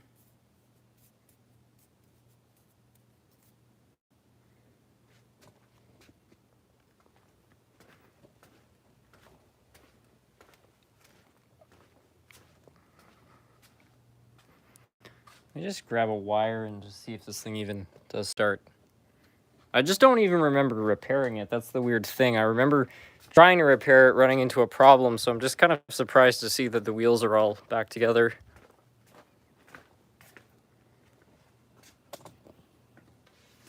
Wire around here somewhere. Nope. Hold on a moment. Let me see if I can find a tender. The fastest is the diesel hustler switcher. Yeah, for sure. I think I've got a tender around here somewhere.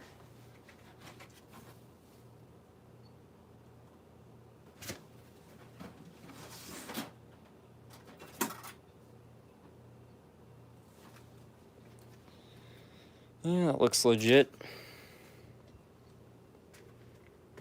New table? Oh no, this is all existing. I did start to add, I want to add more trim around the layout.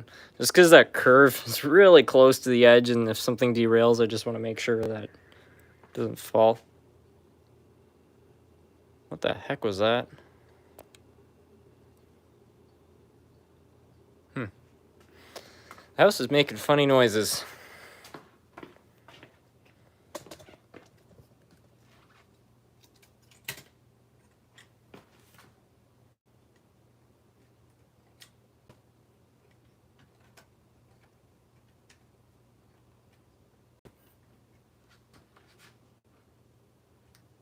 Nothing.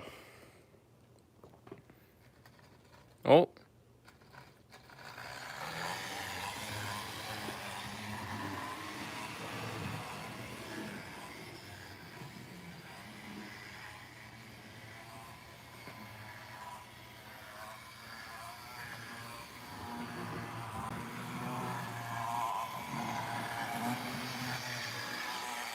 Do you rail fan in real life often? Not too much. I would. It's just the thing is there isn't very much to rail fan around Ottawa. Like it's not a very industrial city anymore. Like our one and only freight yard receives like one train a week.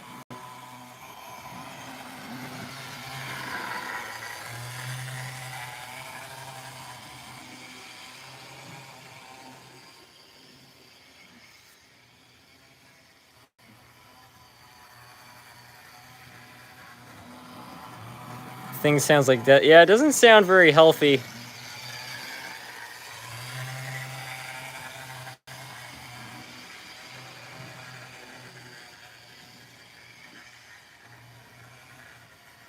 Run the kit bashed interurban. Yeah, sure.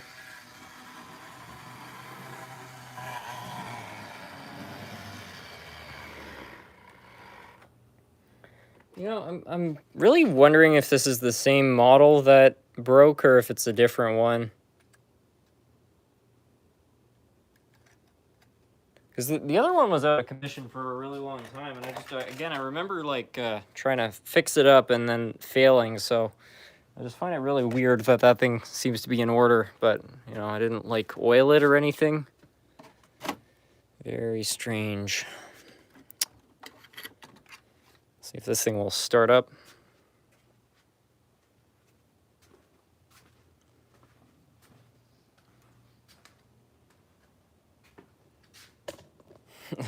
Just gotta love what, you know, people were doing back then to build this stuff.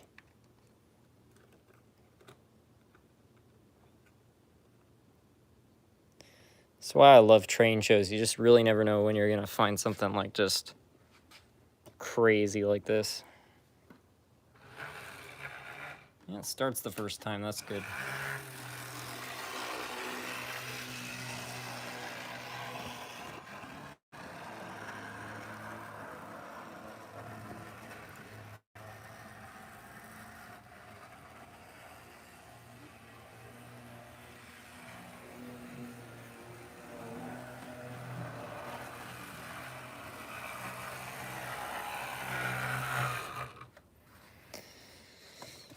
Really wonder when somebody built this because I noticed it's got the plastic Varney drive, which was a later production. I think the original ones were made out of metal, so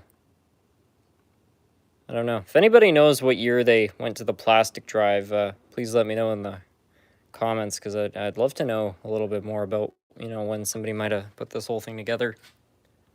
I've had some wild train show finds. I think the best was a Riverossi big boy for $5 that had some screws loose quite literally, and now it's a great engine. Yeah, I mean, that's an incredible deal. Even in non-working order, if you put that engine on eBay, you probably would have been able to get like $200 for it. They're so sought after. It's just kind of funny too, because the older Riverossi big boys, I wouldn't call them poor runners. Like they definitely can run pretty well, but every single one I've had has had issues with the drivers. I've had to tighten down the bolts and add Loctite and stuff. And that's fine. It's not a lot of work, but for somebody who doesn't, you know how to do their own maintenance on them, you know, it could end up being a lot of trouble. Because if you don't do that and it drops a screw, then your wheels become unquartered and you gotta kind of fight all sorts of other issues. Did you know you can test a locomotive with a 9-volt battery? Yeah.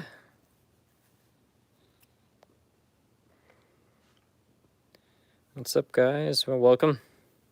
Nice layout, thanks. Is it me or is the audio slightly delayed? I can notice when you stop a train, the sound has a bit of a delay. Yeah, I wouldn't be surprised, honestly.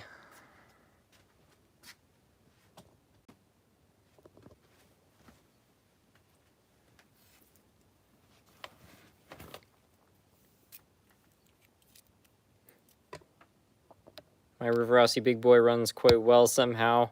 was going to make a restoration video on it, but I didn't have to. Well, I find the motors in the old Riverossis are very reliable. Like, people love to hate on 3-pole motors, but those Riverossi ones are very well made. I find that's usually one of the last things on a Riverossi to fail. It's just the drivers. I've had a lot of problems with the drivers losing screws. I kind of run the talent. Yeah, I could do that. I'll get that moving. I want to go through my parts bin, though. I'm pretty sure the Berkshire is over there. Gonna have to have a look.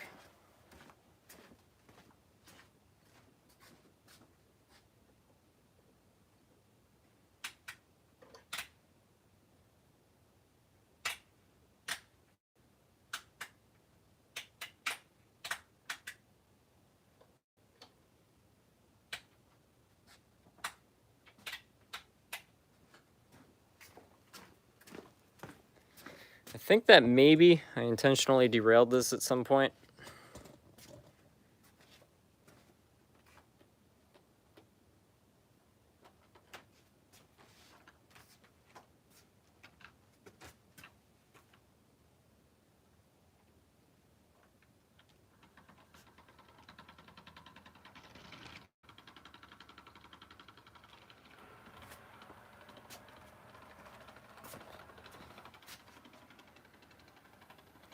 I've heard so many people say that Riverossi engines have issues with the drivers, but aside from the engine here, I've never encountered problems.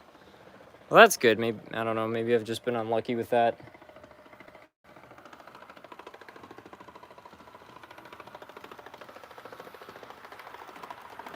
I think I'm gonna have to order a new gear for this thing. You can just hear it thumping away.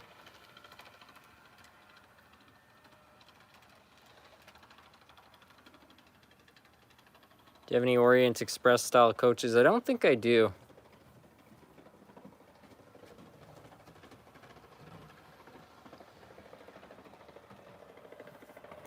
The couplers on those Brow Talents are kind of fragile.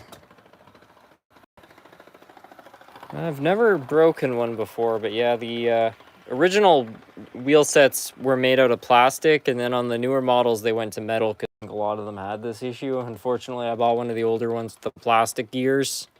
So if I buy some new ones, I could probably get metal gears, which will be a lot better, but yeah, after I bought this thing off eBay, this was supposed to be a perfect locomotive, and it had problems, but it's really stupid. Before I tested it, I scraped off all the decals because I wanted to kind of convert it to be the Ottawa O train, and then after I did that, I realized it had the problem, but I couldn't ship it back because I had modified the engine at that point. So I swapped out one of the wheel sets because it turned out the dummy side also had gears, but it seems like it's gone and split one of those as well.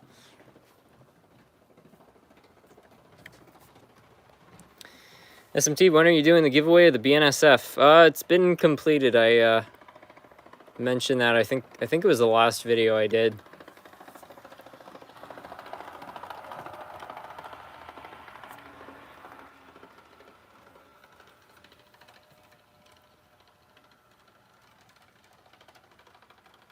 Do you have any Japanese steam locomotives? I've got an N-scale one.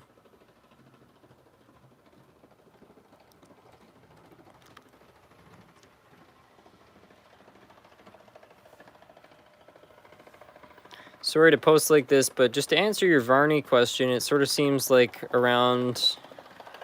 They started to use plastic around 1953. Huh, okay. Sounds about right, because I've seen some very similar looking, what are those called? Revell engines. And those were from, I think, 1956 or so, so...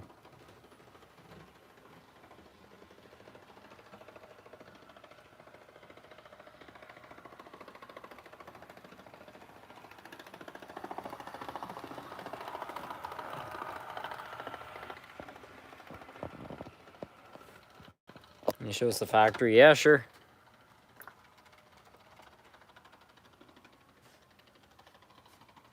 Where's the K first QJ? I think it's down... Yeah, it's right there.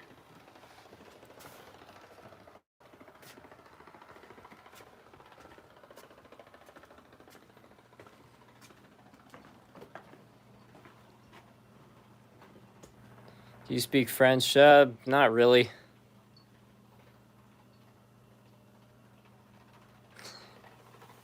I've been out of the loop somewhat. What giveaways are still ongoing? There's a giveaway of some miscellaneous rolling stock.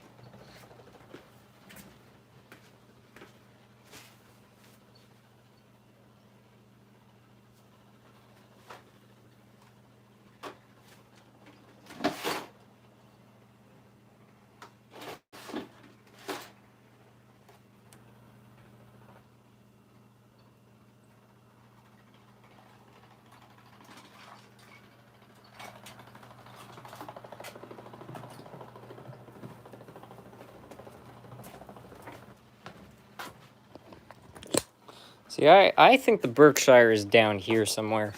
I think it's with the other engines. If I just find the light, where the heck is it? Yeah, there we go. Yeah, see, these are all the kind of extra project engines slash parts. There's the farm rail engine I was talking about earlier, but I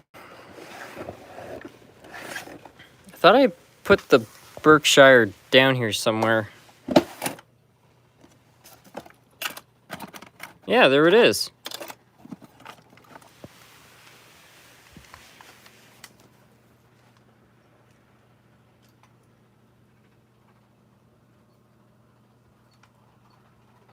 Well, now I'm really confused because that's not the one I bought a few years ago, because the one I bought had the gray front, so I'm having trouble remembering where that other Berkshire came from, but at least I'm not imagining things. There was one that I was not able to fix.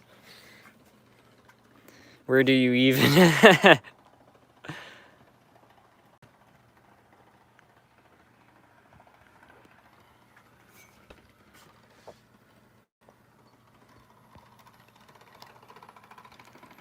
And get an update on the N-scale layout. Well, yeah, I did a little upgrade here. I got rid of the lifelike controller and replaced it with something a little more high-end. It's nothing crazy, but it should run a lot better.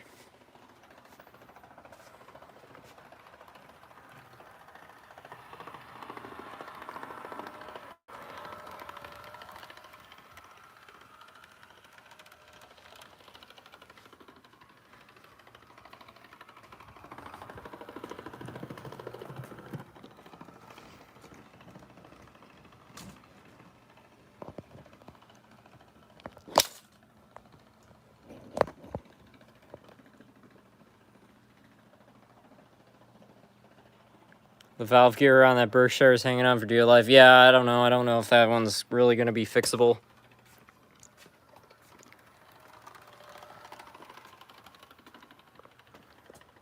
I think what had to have happened is, I don't know where that other Berkshire came from. I'll have to look through my videos, but I think what I did was I must have taken the parts off of that one to fix the other one, because there was one that had a wheel set that was really messed up.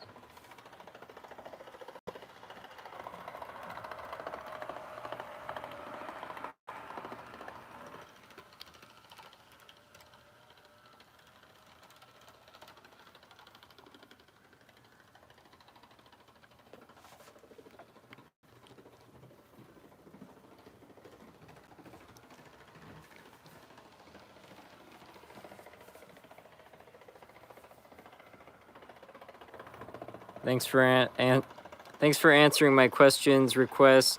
Good night / bon nuit.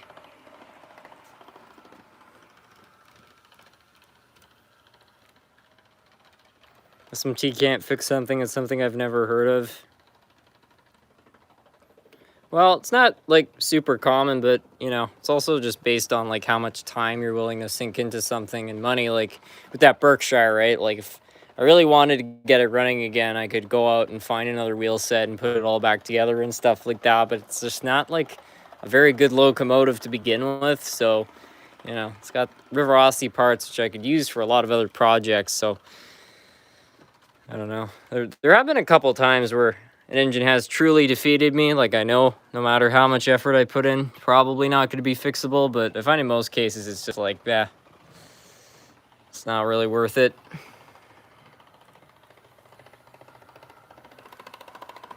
Have you ever been given battery-operated toys before?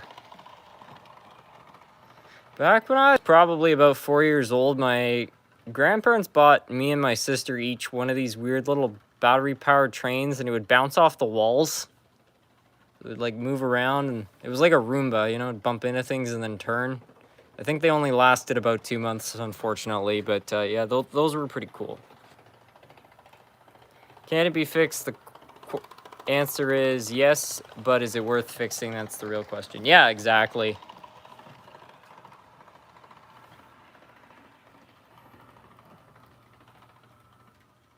Do you still have it? No, it's long gone.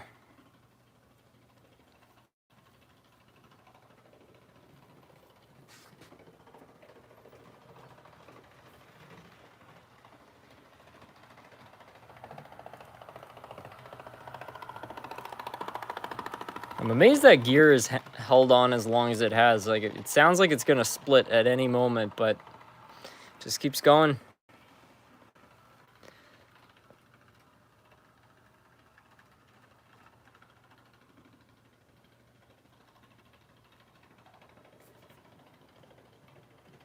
Do you have any HST MK3 coaches? I think I have one. I need to get some couplers for it.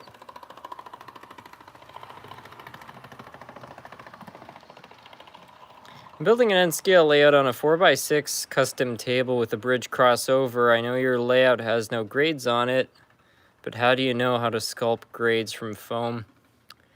Well, you can buy riser sets, which just set everything at a certain height, but when I built this layout right here, I did so with trial and error. So what I did was I just took some cardboard and I measured by one piece of track. So I was measuring, like, compared to one piece of track, how much of an inch can you raise it? And then I would just try to run an engine up, and I'd just keep adding cars, then I'd increase the grade and stuff. So this layout, an Athearn engine can haul 5 cars up it. It's much steeper. I don't know what percent grade this would be, but it's a lot higher than 4%, which is already considered pretty bad. So that's one way you can build things. It's not gonna be ideal, but doesn't, you can't, what's the expression? You can't say it's stupid if it works.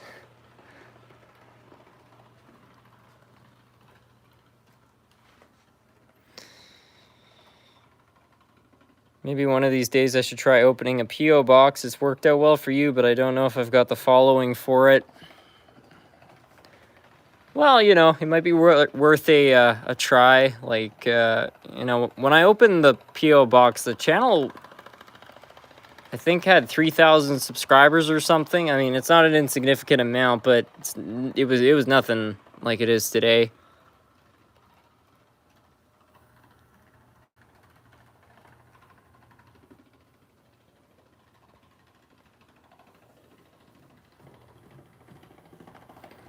Can you show the Japanese steam train? Yeah, sure.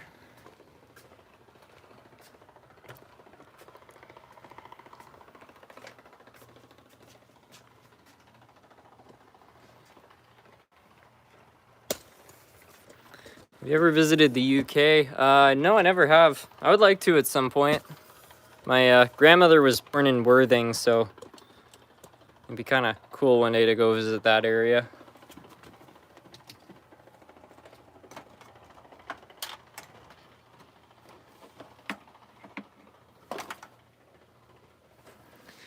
So here's the Japanese steam locomotive. I don't know what kind it is. It's made by Kato. It runs pretty darn well.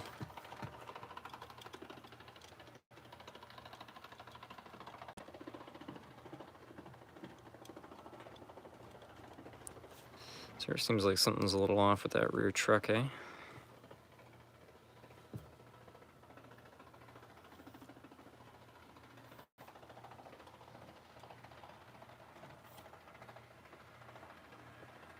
Well, it did run well.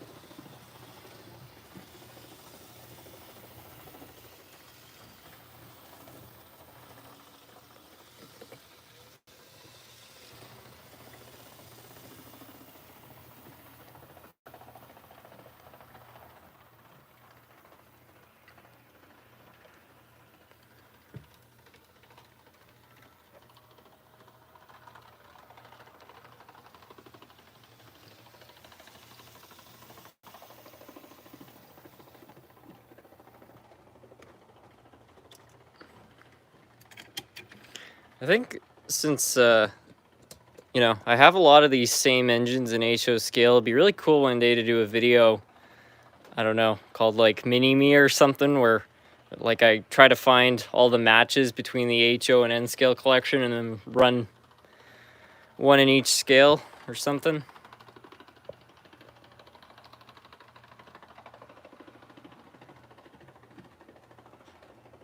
Trying to see, I have a engine I bought years ago at a train show. I don't know if it still runs.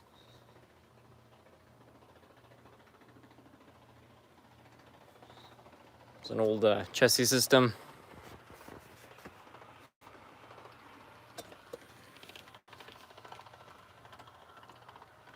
Oh, here it is.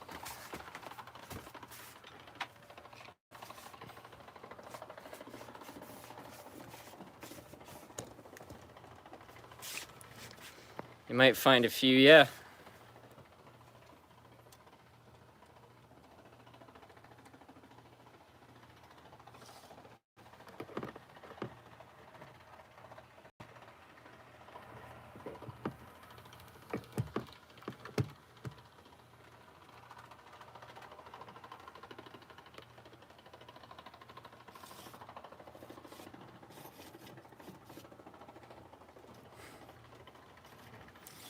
I think this thing probably needs a wheel cleaning.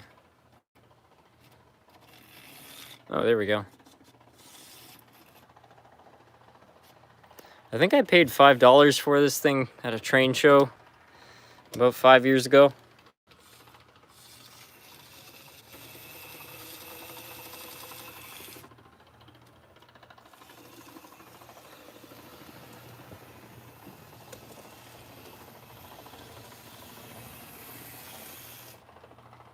Slow mode, huh? Yeah. I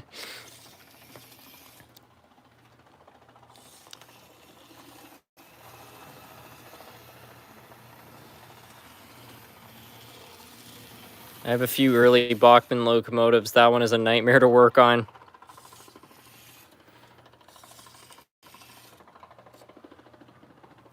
Yeah, I don't know. It looks to be a split chassis.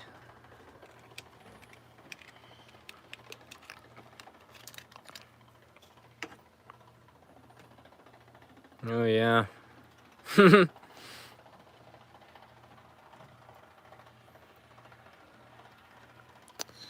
Yeah, I think I'll just pack that away, save it for some other time. I was pretty sure this engine had a headlight too. I guess that must have burnt out.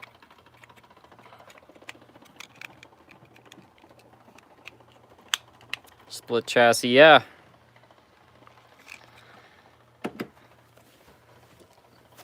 For anybody who thinks that the days of split chassis engines are done, Kato just released an engine which uses a split chassis design.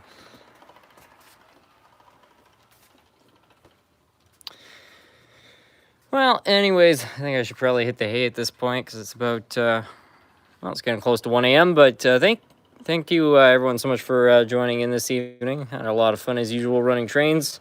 I apologize for the reception issues. I don't really know what was going on with that. But either way, hopefully there won't be any for the next live stream. Anyways, have a terrific night, everybody.